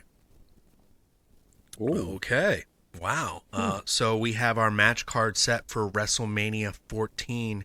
It is the Hart Foundation versus the Legion of Doom versus the Outlaws versus Cactus and Chainsaw Charlie in a 4-way dumpster match. Making it a little more interesting, shaking it up with those guys that had a 4-way feud. dumpster match, so you got to put all the guys in the dumpster? Oh, man, maybe that's not... How about a 4-way elimination? That works. We'll do that. Then Triple H and Owen for the European Championship. Austin versus Michaels for the WWF title with Special Enforcer Mike Tyson. And Bret Hart versus Vince McMahon. It goes down with the Hart Foundation getting the titles, Owen getting the title there, some babyface love, Austin getting the championship, and of course Bret getting his retribution against Vince McMahon in an amazing match that Vince attacks Bret before. Bret comes out and gets the pop, but Vince McMahon attacks him before the match, and it's kind of like a brawl before they even get into the ring, and Vince kind of takes off his clothes once they get into the ring, and the crowd is like impressed by his physique. It's like, wow, now I'm gonna beat you up. Bret's like bladed, and he's beaten up. Out of nowhere, Earl Hebner comes to low blow Vince and flick him off, and kind of helps Bret there, but Bret applies the sharpshooter. And Vince McMahon says, taps, and the main event is Austin and Michaels the way it goes down. Austin holding the championship title, having that moment, Mike Tyson walking out, and down the aisleway we see Bret looking at Austin. I helped you, but we're not done here. And where could that go from there? We're gonna see Bret and Austin possibly after they essentially were enemies and had to help each other to get what they wanted. And where does this lead off with Shawn Michaels? I was thinking possibly he does just take his ball and go home after this for a little bit, because he was injured. But I could have played out the next night at Raw. He is laid out, even though he has a match potentially against Bret Hart or a confrontation with Bret Hart, and he is laid out before that can happen in the parking lot, and it's more or less a whodunit, and it turns out to be X-Pac with DX turning on Shawn Michaels. Ooh, I like that. Triple H, twist. the Outlaw, and the arrival of the NWO member. Because in my scenario, I think Sting would have taken over that championship in December. From Hogan, and the NWO should have fizzled out on WCW TV and kind of re-emerged in a way on WWF through proxy of 1-2-3 Kid X-Pac. His arrival is like, oh, they're doing the click sign now. Ooh, these guys are they over here? They're DX over here though, And then we could eventually have the essential, match of, again, Austin and Bret, or, Bret and Shawn eventually once Shawn comes back. So that's my what if and how that would play out. Any thoughts? I'll be honest with you. I didn't have Earl Hebner involved in any of my scenarios. So that was not because I planned it out that way. I just didn't have him in the scenarios. He's the referee that rang the bell, and that was the end of it for me. The other thing, too, that I didn't have was Bret and Vince in a singles match at WrestleMania, which I think is a good idea. I like that idea. And I like maybe even revisiting Bret and Austin again following Austin's win. I do like it. There's some things that I have that are similar to yours. Mine's a little bit more drawn out, so sit back, relax, pack a lunch, because you're going to be in it for a little bit. Cool. So are you ready? Yes, sir. Are all the listeners ready? Because this is I spent a few days on this. I really sat down, had some detail, brought some detail to it, and I thought, if I'm going to dive in, I'm going to really go balls deep. so to speak. So Hell yeah. we get to Survivor Series 1997, and the opening match is the New Age Outlaws teaming with the Godwins to take on the Blackjacks and the Headbangers in a Survivor Series elimination match. The New Age Outlaws end up turning out to be the sole survivors of that match, and they're interviewed by Michael Cole post-match, where we see DX walk by, Shawn and Hunter, and along with Chyna and Rick Rude, and they give them somewhat of a little bit of a golf clap, if you will. And then Rick Rude says something that the microphone can't catch, and Road Dogg says that they'll take into consideration. But when Michael Cole asked them to repeat what Rick Rude said, the Outlaws would walk off. Later in the evening, the British Bulldog and Jim the Anvil Neidhart would be the sole survivors in their match, as they teamed with Furnace and LaFon to take on Vader, Mark Merrill, Steve Blackman, and Goldust. Bulldog and Anvil end up winning their Survivor Series tag match, when all of a sudden the Nation of Domination make their way out to the ring for their Survivor Series elimination match. Words are exchanged by both sides as referees and officials try to break things up. Now, this confrontation stems from the Nation accusing the Hearts of trashing their locker room and being racist towards them. So I'm kind of taking a little bit of what took place and kind of intertwining it into this and adding to that scenario. The Nation would end up... I'm sorry? I dig it. Okay. The Nation would end up losing their Survivor Series match, as they did in 97, with Ken Shamrock as the sole survivor. Also at Survivor Series, Stone Cold Steve Austin would defeat Owen Hart in the same fashion that he did.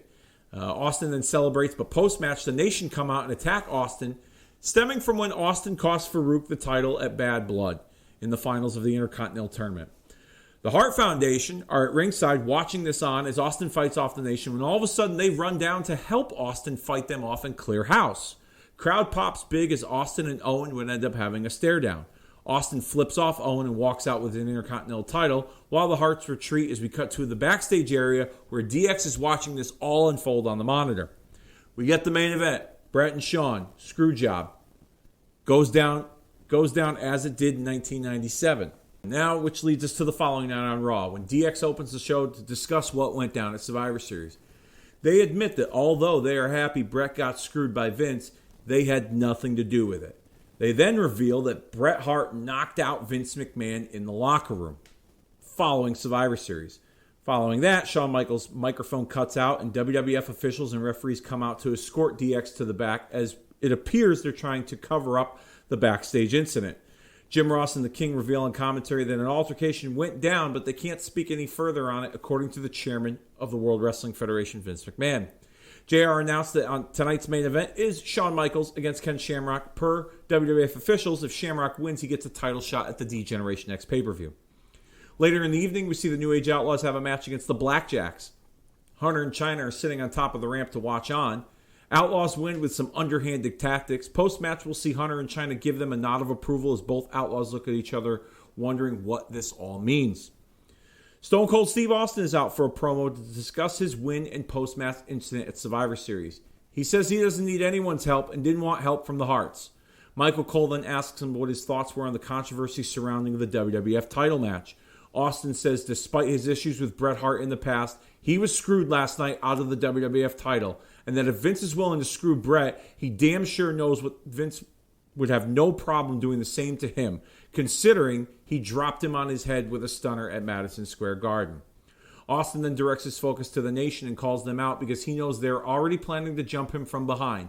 So he grabs a chair and calls them out, which leads to the Nation appearing on stage, warning him of what's to come, and that the Hearts are not here to save him from their ass whooping like they did last night. Austin makes the challenge to face the entire Nation in a 4-on-1 handicap match, anytime, any place, because he knows when you wrestle one of them, the rest are not far behind. The Nation gladly accepts only if it's for Stone Cold Steve Austin's Intercontinental Championship, and the Nation member that pins Austin will become the Intercontinental Champion. Austin agrees to that stipulation, and then Farouk orders D'Lo, Kama, and Rock to march down to the ring to show Austin what he's in store for at the pay-per-view. Austin swings the chair as all three try to enter when out of nowhere, Owen, Davey, and the Anvil in street clothes come in through the crowd to attack the Nation. Vince with other officials and local police break it up and arrest the Hearts as the Nation retreats to the back. Vince is in the middle of the ring watching on as Austin stands behind him, appearing to gear up for a stunner. Vince then realizes Austin never left and turns around only to back up and fall on his ass. Austin then gets down on one knee, and the camera pans in to hear Austin tell Vince, "I don't know what the hell is going on, but I'll tell you this. If you ever screw me the way you did Brett, you won't live to see another day, let alone run the World Wrestling Federation again." Austin would leave as Jim Ross brings us to commercial break. And back from the break, Vince is sitting in on commentary for the remainder of the evening and acting as if nothing had ever happened at Survivor Series last night. JR asks him multiple times to explain himself, and Vince declines due to the consult of legal counsel. But he did say that when the time is right, he will discuss everything that happened at Survivor Series.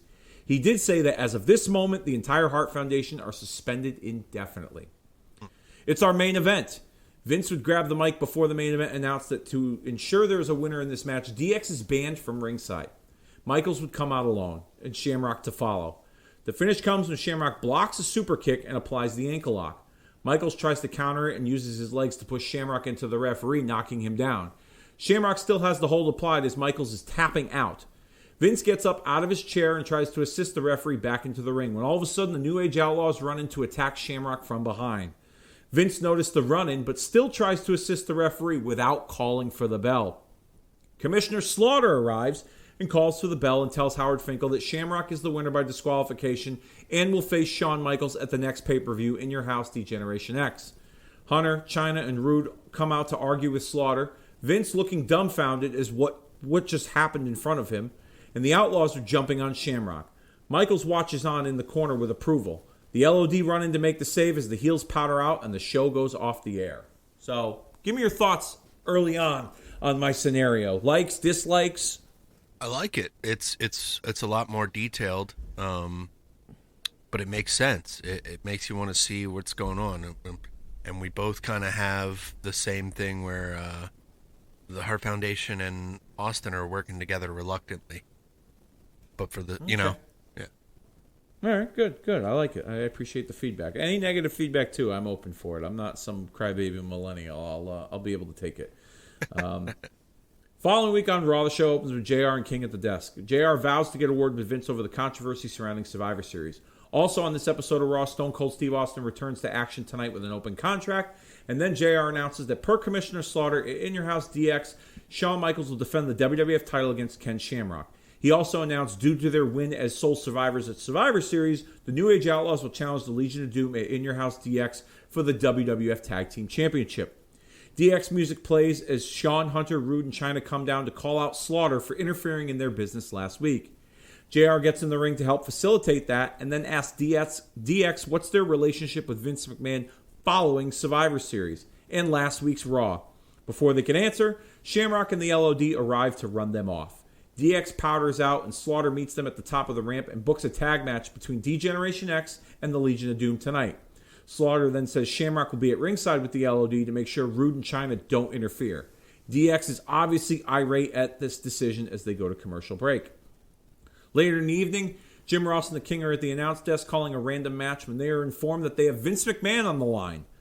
Vince informs JR that he was informed by the company's legal department that due to the pending investigation into the locker room incident involving himself and Bret Hart at Survivor Series, that he's been advised not to comment on it any further. However, because he's Vince McMahon, goddammit, and the owner of the World Wrestling Federation, he's decided that next week he's going to sit down with Jim Ross at WWF Studios to clear the air and discuss everything that went down involving Bret Hart and himself at Survivor Series, and will also make a decision regarding his future with the company, meaning Bret the Hitman Hart.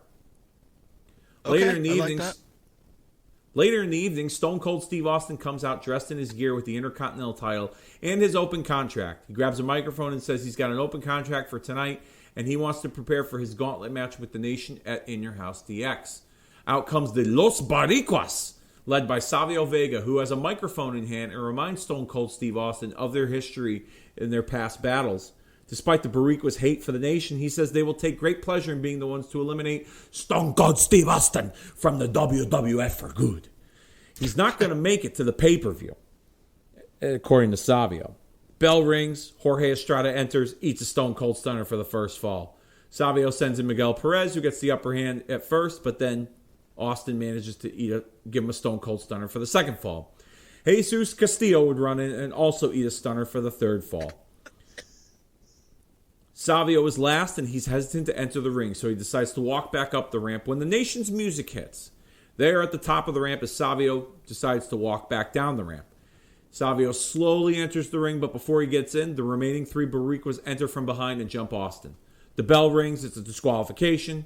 Savio then enters as the Boricuas beat on Austin for a little bit while the nation watches on.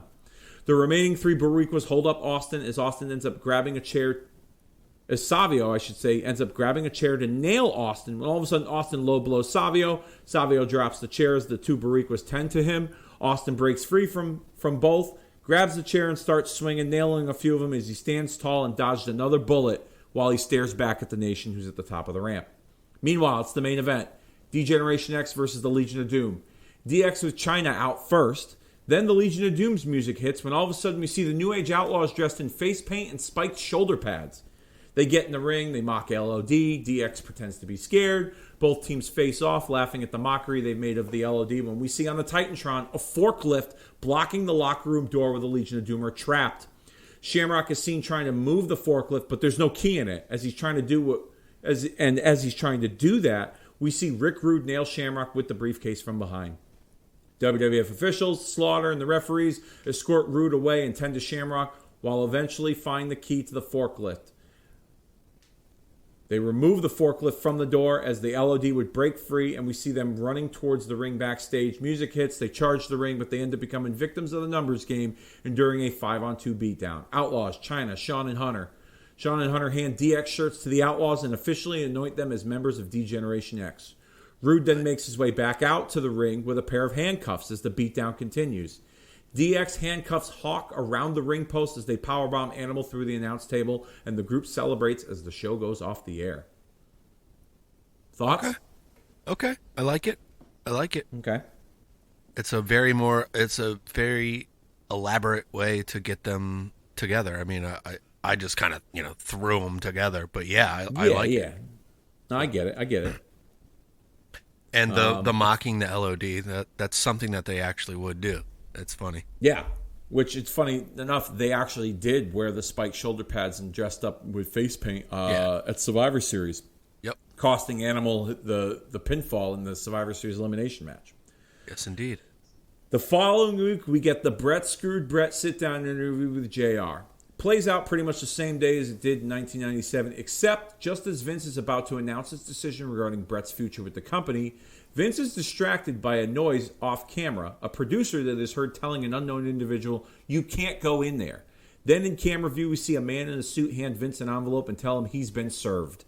Vince opens the envelope with a visibly angry look on his face and then tells JR the interview is over. Cut that camera! Cut that damn camera now! As the weeks go on, headed towards In Your House DX, Commissioner Slaughter targets Triple H for his role in all the events that have transpired in recent weeks. He puts Hunter in a no disqualification match with Shamrock on one episode with DX banned from ringside.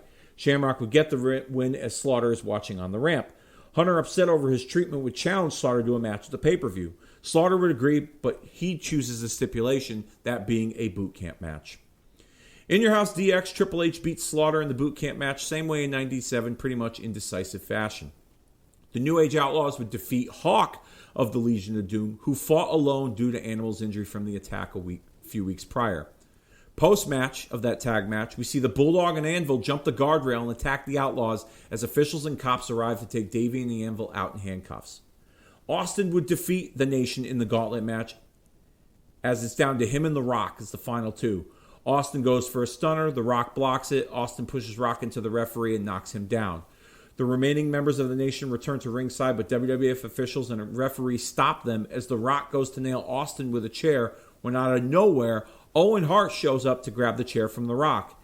Rock turns around to face Owen when Austin spins him around to deliver a stunner. Owen stares down Austin with the chair in hand.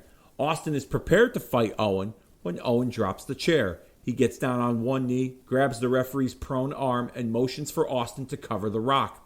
Austin gets down for the cover, staring at Owen as he counts the referee's hand 1, 2, 3. Match over. Austin still leaves the Intercontinental Champion. Owen runs through the crowd as WWF officials and police officers chase after Owen Hart.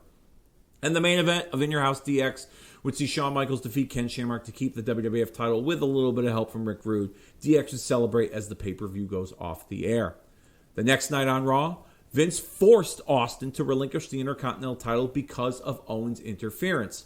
Austin does so, then stuns The Rock, who just was appointed the Intercontinental Champion at the request of Vince. Very similar scenario took place in 97. Austin relinquished the IC title, handed it to Rock, stunned him, and said he had bigger fish to fry, and that was to become the WWF Champion. And that was the first signs of the Austin McMahon serious rivalry when Austin ran the ropes and Vince got knocked off, if you remember that. Yes, yeah, that was a nice way to tie that in. In the weeks following to the build-up to the Royal Rumble 1998, we pretty much get everything that went down in 98 involving Austin's involvement in the Rumble. Targeting everybody, stunning guys, his quest to be the champion, etc., making himself a target with the rest of the roster. Vince then would end up revealing over the course of that time that the document he was served with is a lawsuit from Bret Hart for a breach of contract. Vince says he's countersuing Bret for the same as well as for the assault backstage at Survivor Series. And because of the actions of the other Hart family members violating their suspensions by attacking WWF superstars, he has no choice but to terminate the contracts of Owen, Davey, and the Anvil effective immediately. He would then publicly declare that until legal proceedings concluded, that Bret Hart is on an indefinite suspension with the World Wrestling Federation.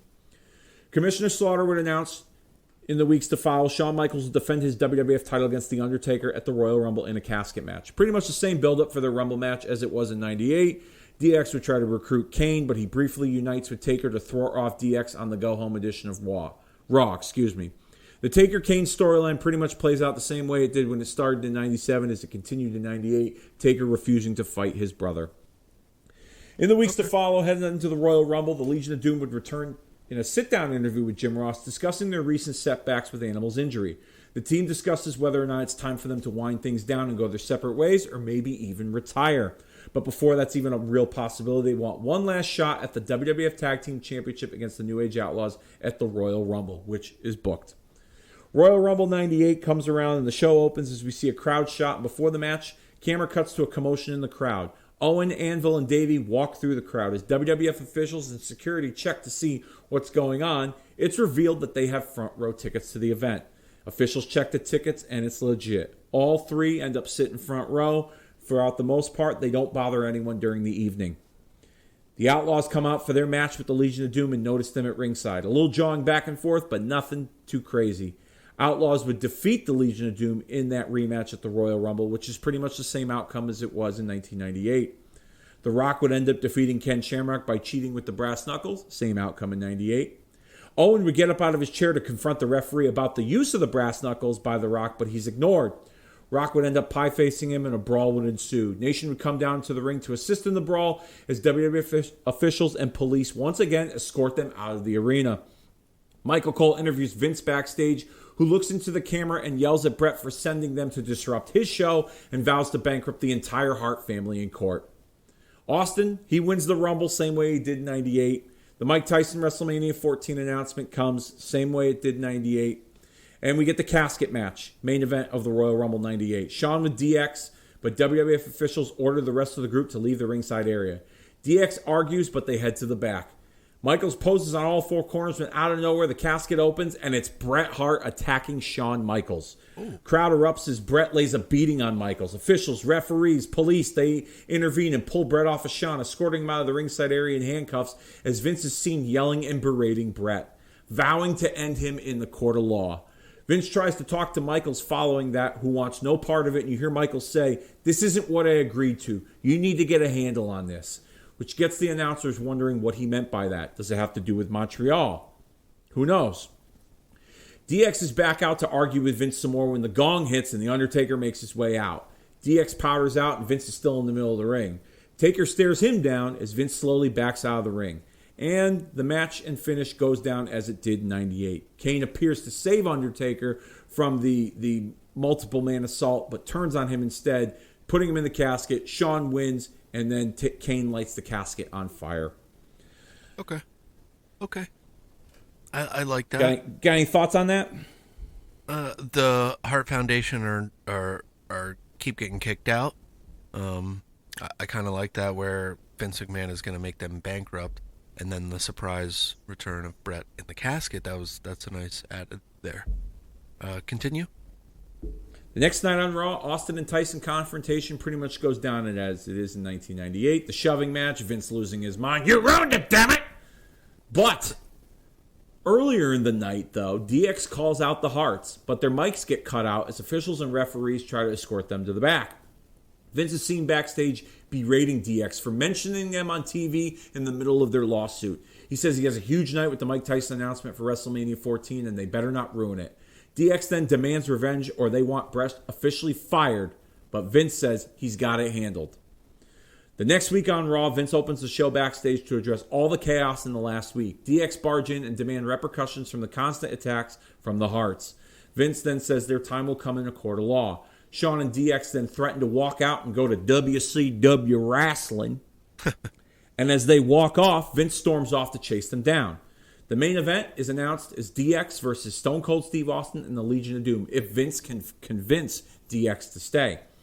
As we see later in the evening, a shot of DX leaving the building in their limousine with Vince and officials trying to convince them to stay. And then the main event rolls around and Austin comes out to confront Vince over the fact that Mike Tyson will be the guest enforcer in the main event of WrestleMania 14 for his WWF title shot. Vince comes out on the stage and tells Austin that you ruined that moment last week and he's not sure if he can control what Mike Tyson will do to you, but one thing he can control is tonight's main event.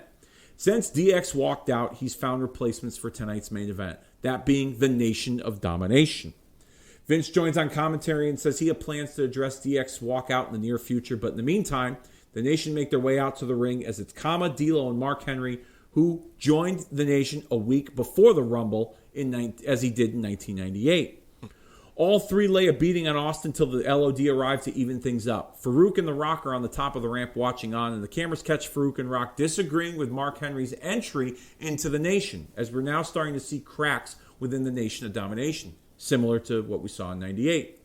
Finish comes when Austin stuns D'Lo for the win. We see DX arrive in the back, and they make their way out and help the Nation jump the babyfaces. Michaels grabs a mic and proposes an idea that will help Vince solve all of his problems. Michaels faces the hard camera and calls out the Hart Foundation to appear next week on Raw to sign a contract for a match at No Way Out against D-Generation X. If the Harts win, they get their jobs back. If they lose, they're never heard from again and Brett must drop the lawsuit. Vince says he's not so sure about all this. He needs to consult with his attorneys and walks back up the ramp. But Michael says it's either this or he takes the WWF Championship to WCW. Vince turns around very pissed off and says, I'll draw up a damn contract for you at the pay-per-view. You've got your match. And we'll see you next week as Raw comes to a close. Thoughts? Okay. I like it. Continue. It's brewing, right? It's brewing. Yeah. Oh, there's more. Following week, Steve Austin is out for revenge, but Vince and officials stop him from running loose, so he's escorted out of the building, but not before he tells Austin he will meet an opponent of Shawn Michaels' choosing at No Way Out inside the confines of a 15-foot-high steel cage. DX and the Hearts meet at the I'm sorry? Said, huh? Yeah. DX and the Hearts meet at the contract signing. Vince makes a no-contact clause in their contract heading into the pay-per-view. And their 8-man tag team match will be a no-holds-barred match at No Way Out. Both teams sign the deal, but before Brett leaves, he reminds Vince about Montreal and how he got screwed. Says that he hopes Vince has all his ducks in a row because when they win at the pay-per-view, he's going to make his life a living hell and the WWF will never be the same again. Brett then tells Shawn that once they get their jobs back, he didn't forget about him. He's got something special planned for him too. Vince, not too happy to hear this, then orders police to escort the Hearts out of the building, but not before he announces that next week on Raw, they will be allowed to compete in a 5-on-4 handicap tag team match against the Nation of Domination as a warm-up for their No Way Out tag match against DX in 2 weeks. Michaels later in the night is seen leaving the dressing room of the Nation. Cameras try to follow Michaels, but Rude shoves them back. Michaels ends up coming out for the main event on commentary and doesn't allude to what cameras caught backstage. Dodges the questions from JR and leaving the locker room of the Nation, as the main event is Cactus Jack versus Chainsaw Charlie in a hardcore rules match. This is when the New Age Outlaws throw them off the stage inside the dumpster, and Raw ends with these guys getting stretchered out as DX celebrates on top of the ramp. Following week, it's announced that Cactus and Chainsaw suffered numerous head and neck injuries, and their return to action is unknown at this time. DX is fined an undisclosed amount of money for their actions in that incident, but DX doesn't seem to care. They were sending a message to the Hearts and anyone else in the WWF that want to try them. Cactus and Chainsaw just happened to be in the wrong place at the wrong time. Michaels then announces that Stone Cold Steve Austin will meet both Farouk and The Rock inside of a steel cage at No Way Out. DX will be banned from ringside for tonight's main event with The Nation versus the Hart Foundation. The finish to that match comes when Austin runs in and nails The Nation with a chair, causing a DQ and evens the odds. But DX shows up, and then we get Shamrock and the LOD arrive. Huge brawl to end the go-home Raw before No Way Out. All right, it's a brewing. I like it. No Way Out. We see Ken Shamrock and the Legion of Doom against The Nation. The Nation pick up the victory when there's a miscommunication between the LOD, causing them to lose the match. First sign of issues between them, as we see Shamrock trying to break up their argument post-match. Stone Cold Steve Austin would defeat The Rock and Farouk inside of a steel cage after Rock inadvertently nailed Farouk with a chair. Austin capitalized with a stunner to The Rock to pick up the victory, and we see more cracks within The Nation. DX versus the Hart Foundation, no holds barred, 8-man tag team match. We get brawling all over, weapons, plunder, etc. Finish comes when Michaels attempts to put Brett in the sharpshooter. Vince is on commentary, gets up and tries to call for the bell, but Austin comes through the crowd to stop Vince. He nails Vince with a right hand and knocks him down to the floor. Michaels sees this and is distracted, and he starts jawing back and forth with Austin. Brett, from behind, ends up going for the schoolboy roll-up to get the victory. Your winners, the Hart Foundation. They are back in the WWF and have jobs in the World Wrestling Federation. The pay-per-view will close with the Hart celebrating in the ring as Austin is seen walking off to the backstage area. Okay. Following night on Raw, the Legion of Doom lose another tag team match, this time to the New Midnight Express, due to, once again, miscommunication. Both guys get into a shoving match. They start blaming each other, etc. More teases for their breakup. The Hart Foundation are in the ring, and Brett in particular wants to take a moment to apologize to the American wrestling fans for his conduct in the last year. Brett says his hatred for Shawn Michaels got the best of him, and he turned his back on the fans that helped make him a star. He promises to make it right with all the American wrestling fans starting tonight by calling out Vince McMahon. He wants an explanation for screwing him at Survivor Series. Vince would make his way down to the ring and tells Brett that this isn't over. There's still a legal battle in court, and you shouldn't even be in the WWF right now if it wasn't for Austin. Brett says that he wants to propose an idea that can end all of this for the both of them. Since he was screwed at Survivor Series of his WWF Championship, he wants an opportunity to face Shawn Michaels for the WWF title at WrestleMania 14. Vince reminds Brett that Austin has the guaranteed title shot via the Royal Rumble win. Brett says he doesn't care. He'll face Austin later that night if he has to, but he wants what's rightfully his. Otherwise, the entire Hart Foundation will hold Raw's War hostage. Vince then asks Brett, "What's in it for me?" Brett says his family will drop the lawsuit for breach of contract if he gets his rightful opportunity for a title shot at WrestleMania 14. Vince then says, "Well, I gotta think about that one." And Brett replies with, "There's nothing to think about. Give me my rematch or I'll ruin your WrestleMania main event and pretty boy toy Shawn Michaels won't make it to WrestleMania as the champion." DX come out on top of the ramp and threaten Vince to walk out yet again if he allows Brett to take over the show and threaten Shawn Michaels. Vince, who's now stuck in the middle, is forced to come up with a solution. He says that next week on Raw, Brett will be able to choose one member of the Hart Foundation to represent him against a member of DX chosen by Shawn Michaels who will represent him. If Brett's pick wins that match, then Brett will get a title shot at WrestleMania 14. If Michaels' pick wins, Brett is no longer allowed to compete for the WWF title ever again as long as he's under contract with the World Wrestling Federation. Both parties agree. Later in the night, we see Michael Cole, interview both factions, where it's announced that DX has chosen Triple H and the Harts have chosen Owen. But tonight's main event will see Stone Cold Steve Austin team up with Ken Shamrock to face The Rock and Farouk in a tag team match. The finish comes when Shamrock makes The Rock tap to the ankle lock for the win. Post-match sees the Nation attempt to jump the baby faces, but Austin nails them with a chair. He then grabs the mic and calls out Vince McMahon and says that Vince is screwing with his title shot and that he's going to beat Vince's ass if he screws him out of the WWF title. Vince then offers to make Austin the special guest referee for next week's main event. He says that Austin could be the one to choose his own WrestleMania destiny as the guest referee.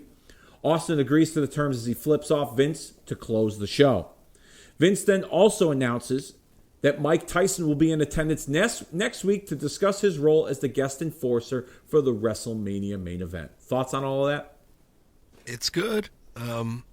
There's a lot of stipulations going. I like the again, you have a proxy. You have somebody wrestling against somebody else for another cause. Like it, wrestling like that is fun. Yeah. Continue. All right.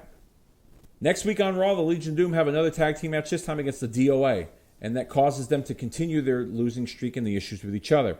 Shamrock has then announced that he will face The Rock at WrestleMania 14 for the Intercontinental title shot. And on this episode of Raw, the New Age Outlaws meet the Bulldog and the Anvil in a non-title affair. Plus, Triple H and Owen, with Austin as the guest referee, both DX and the Hearts are banned from ringside. Mike Tyson, his involvement, well, he pretty much joins DX the same way he did in 98. So Shawn Michaels rips off the shirt. He's revealed to be in DX. They crotch chop, do the whole thing. Austin would come out to confront them at the top of the ramp, but Michaels super kicks him on the stage. Vince and officials and WWF officials are irate that Mike Tyson has joined DX. We also see the LOD lose another tag match to the Godwins, leading them to fighting each other in the ring. Referees and officials try to break it up, and the announcers speculate that this is indeed the end of the Legion of Doom. Later in the evening, we see both guys with their luggage leave the arena separately, virtually signaling the end of the team. Neither wants to comment, but during both instances, they receive a call on their cell phones from an unknown source. Both tell this individual that they don't think it's going to work out, but whomever is on the line isn't taking no for an answer, and both say that they will be there, whatever that means. Officials in the back tend to Stone Cold Steve Austin, who's questionable for his role as guest referee in the main event for tonight's match. We also see on this same episode of Raw, The Undertaker returned to confront Kane and accept his WrestleMania challenge, same way as he did in 1998. The lightning bolt hits the casket, he pops up, the blue light's on. I'm gonna face you, Kane! The whole deal that we saw in 98. Also on this episode of Raw, the New Age Outlaws sneaked out a victory over the Bulldog and Anvil with help from the Nation. Post-match, see the Outlaws celebrating in the backstage area when out of nowhere, Chainsaw Charlie and Cactus Jack appear from inside a dumpster and attack both men. It would be later revealed that they will meet the New Age Outlaws in a dumpster match at WrestleMania 14 for the WWF Tag Team titles. And it's now time for the main event. Vince McMahon comes out and announces that he will be the guest referee in tonight's main event since Austin is unable to perform his official referee duties.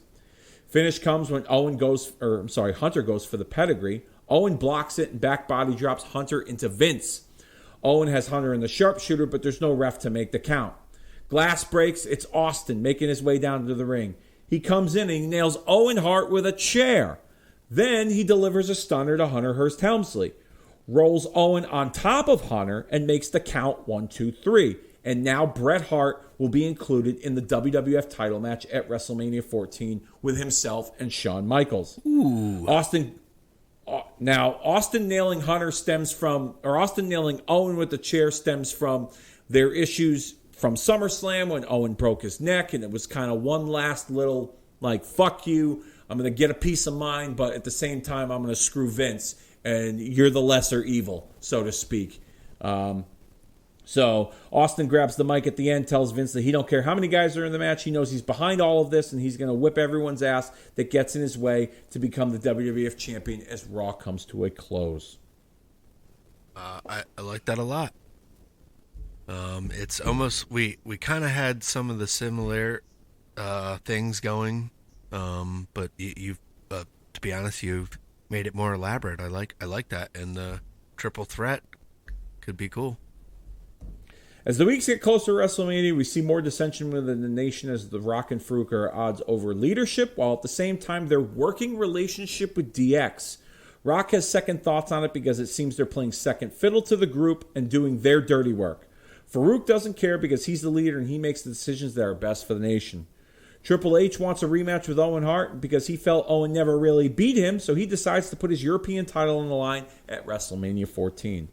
The mixed tag match between Mark Merrow and Sable against Goldust and Luna, same build-up as it was in 98, booked for WrestleMania, as does The Rock and Shamrock and Kane and Undertaker, although slightly different, the dumpster match between the Outlaws and Chainsaw. So pretty much, we're getting to WrestleMania 14 looks like this. The free-for-all is going to see the Nation of a combination of either Kama, the Nation D'Lo, of Domination. Jennifer Flowers. That was I like that. A combination of either D'Lo, and Mark Henry taking on the Bulldog and Anvil. The Nation will pick up the victory. That match takes place on the free-for-all. The Tag Team Battle Royal will see the Legion of Doom return, but this time with Paul Ellering as their manager and not Sonny. And they will pick up the victory to earn themselves a shot at the WWF Tag Team Championship. Dig it. At a later date. Taka Michinoku defeats Aguila for the light heavyweight title, as it did in 1998. We also see Triple H defeating Owen Hart, as we saw in 1998 WrestleMania 14 for the European title. Slaughter handcuffed to China. Now, I didn't really have like a beginning and an end for Rick Rude. Rick Rude is still kind of in the picture, a part of DX, but I don't have him out of my stories, but he doesn't really play a factor in moving forward in this, just to kind of tie up some loose ends. Mark Marrow and Sable will end up defeating Goldust and Luna, as we saw in 1998. Ken Shamrock will have defeated The Rock to become the Intercontinental Champion, only for the decision to be overturned because he wouldn't let go of the ankle lock. We see the finish where Farouk comes out and doesn't help The Rock and leaves him stranded for dead. More dissension within the Nation. And the New Age Outlaws would lose their tag team titles to Cactus Jack and Chainsaw Charlie in the dumpster match, as well as Undertaker defeating Kane. Which leads us to our WrestleMania 14 main event. Stone Cold Steve Austin and Bret Hart both challenging Shawn Michaels for the WWF Championship in a triple threat match with Mike Tyson as the guest referee. Vince McMahon would be out for commentary on this match, as we see Stone Cold Steve Austin defeat Shawn Michaels with a stunner after Mike Tyson makes the count. The finish comes when Austin is on the outside of the ringside area as Bret has Shawn Michaels in the sharpshooter. The referee asks Michaels if he gives up, but out of nowhere, Vince gets up from the announcer's desk and pulls the referee out. Tyson would then confront Vince, asking him what he's doing. It's his job as the guest enforcer. Bret lets go of the sharpshooter and runs to the outside, nailing Vince with a right hand and knocking him down. Bret's on the ground pounding away at Vince as other referees and officials continue to pull Bret off of Vince. Michaels gets up to see what's going on and turns around and meets a Stone Cold Stunner from Steve Austin. Tyson enters the ring and makes the count. 1, 2, 3, your winner and new WWF champion, Stone Cold Steve Austin. Tyson raises his hand. Michaels gets up, asks Tyson what he's doing.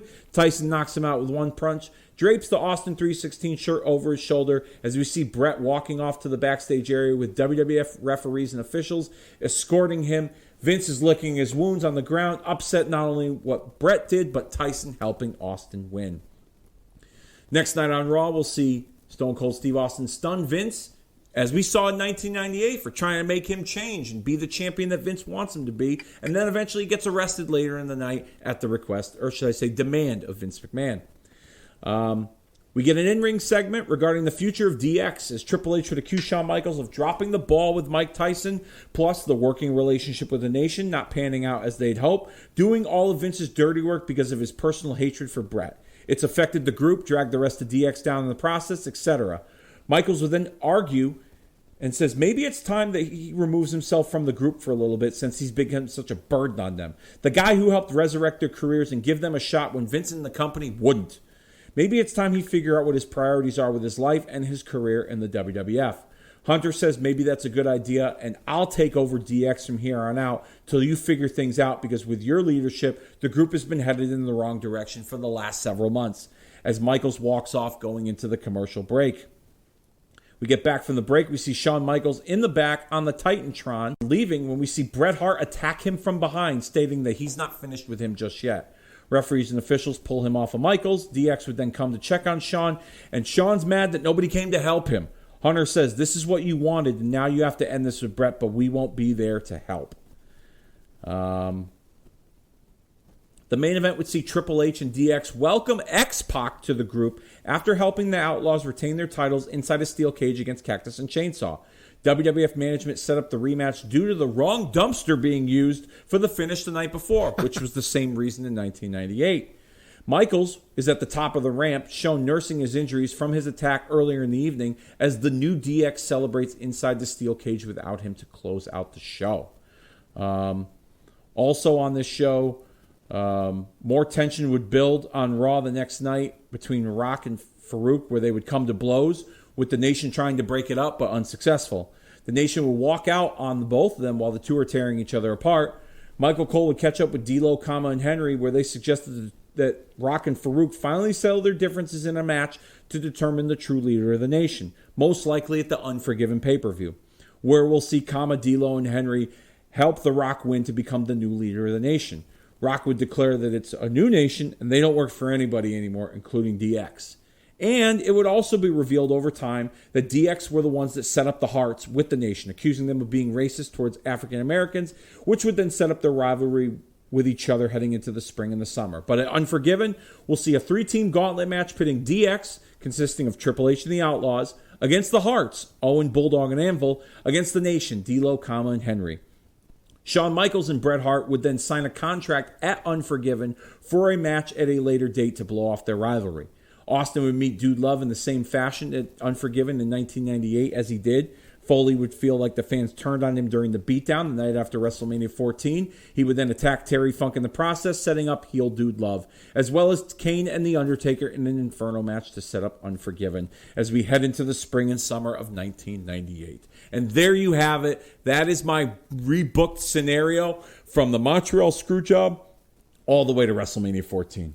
I really like that. That's I mean, we both had some similarities, but we had some different things with the booking, and we got to like a similar spot, you know. I really like it. That was cool. Really elaborate too. So I put Justin. Thank you very much. It took me a few days, you know, some time away from the missus, but I sat down and really worked hard at it and tried to tie up some loose ends as to what we saw in 97 and 98, as well as coming up with my own creative scenarios to get us to where I felt could have been a very acceptable payoff for all parties involved. He's like, honey, what are you doing? You're like, I'm doing the screw job. She's like, you're doing the what? Yeah. The screw. She's like, you're supposed to be screwing me, goddammit. No, I'm just kidding. But I actually talked with my brother Justin about this and on the Survivor Series recording, and he had a similar payoff with Bret being involved in the main event with Austin and Shawn in a triple threat, and then spawning off to Bret and Shawn in a rivalry, and then maybe even going as far as Bret turning back heel and end up becoming the corporate champion that Vince wants, and kind of turning heel along the same lines of, you know, the WWF producing the filth that is Stone Cold Steve Austin, but without going the Canada-America slant. He's kind of the clean-cut corporate champion that Vince wants him to be, while like opposing Steve Austin. That was kind of the direction he was going in a little bit. He just kind of gave like a loose sort of direction. He even booked the Hearts and DX in a tag match at No Way Out, so to kind of blow that off a little bit. So, yeah, but check that out in the archives, Survivor Series 97 watch along. We had a lot of fun talking Survivor Series, and we did Mount Rushmores of our favorite teams, our worst teams, Survivor Series matches, and talked all things Survivor Series as well as the Screwjob, in 1997. Yeah, I actually have a little bit from Jimmy of what could happen if Bret had stuck around too. If you want to, yeah, I'd love to hear it. Let's go with it. We would probably have like a Rock and Bret feud later down the line. You could have seen Bret and Owen versus the Brothers of Destruction, rehashing Austin, and having like hit Bret and Kurt Angle put on some matches, or possibly even team. Almost like having a trilogy of matches and then team. But yeah, like essentially having Bret cut a promo about his kids can't watch Raw because of Dude Love and all the Attitude Era, so he becomes this corporate straight edge guy, you know? Bret and Val Venus. Dan said, could you imagine that? Hello, ladies. Yeah, you know, and then having Bret be like, back in Stampede, we didn't have choppy anybody's pee-pee. Yeah. So I could definitely I could definitely see Bret being that guy, like your brother said too, that corporate guy eventually siding with making a deal with the devil, Vince. After they fought each other, in my scenario, they could do that. In your scenario, they could very well, eventually have that handshake moment, and you're like, oh, don't do it, Brett. No. Yeah. Yeah, I kind of, I didn't really go into depth, but now that I think about it, Brett and Shawn have that blow-off rivalry, and let's just say, Shawn's not hurt, so Shawn kind of, walks off into the sunset, and he kind of takes a break a little bit because he'd been running hard, and because Brett had vanquished Shawn, now Vince kind of tries to butter up Brett because of the issues that he has with Austin, and Austin not being what he wants as a champion, and kind of burying the hatchet, so to speak. Which you could then eventually lead to, Vince and Brett in a match, because Brett didn't get the championship for Vince, and then Brett's an ally again. It would kind of be like a back and forth, babyface to heel and heel to babyface, almost very Big Show like when it comes to the turns, but I think within the context of the story and the arc with Vince, I think it would make sense. Yeah. Or Vince or Brett's just this shades of gray type of character where, in certain situations he gets booed, but in other situations he gets cheered, and that's just how you accept it. Brock Lesnar was like that for a little while. Yeah. Brock never changed. Brock was the same with him and Paul as an item on TV. And it just depended on who he worked with. He was mostly heel, but every once in a while he'd work with a guy who was a heel, and he was just a de facto babyface, and nothing changed other than the crowd reactions, Mm-hmm. So that could be something that's an avenue that they could have gone down, they could have gone down with Brett over time. But I like Jimmy's trajectories with different rivalries. Brett and Owen against the Brothers of Destruction have been pretty cool. Brett and Rocky, maybe even Rocky and Shawn. So yeah, I think all scenarios I think were fun and entertaining, and definitely reasonable. Had the circumstances been different with the Montreal Screwjob. Absolutely. I love this what if scenario. This has been a lot of fun. Thank you guys so much for listening. As always, you can find us on any podcasting platform by searching Retromania with the W. Maybe you guys can give us some thoughts or share what you think. You can write to us at retromaniapodcast@gmail.com or slide into the DMs on Facebook. Dave, where can everybody find you? If you guys do want to give us a little bit of rundown or scenario, we'll rehash it on the next marking out the days. This has been the rebrand season, so we'll do whatever. Yeah. So yeah.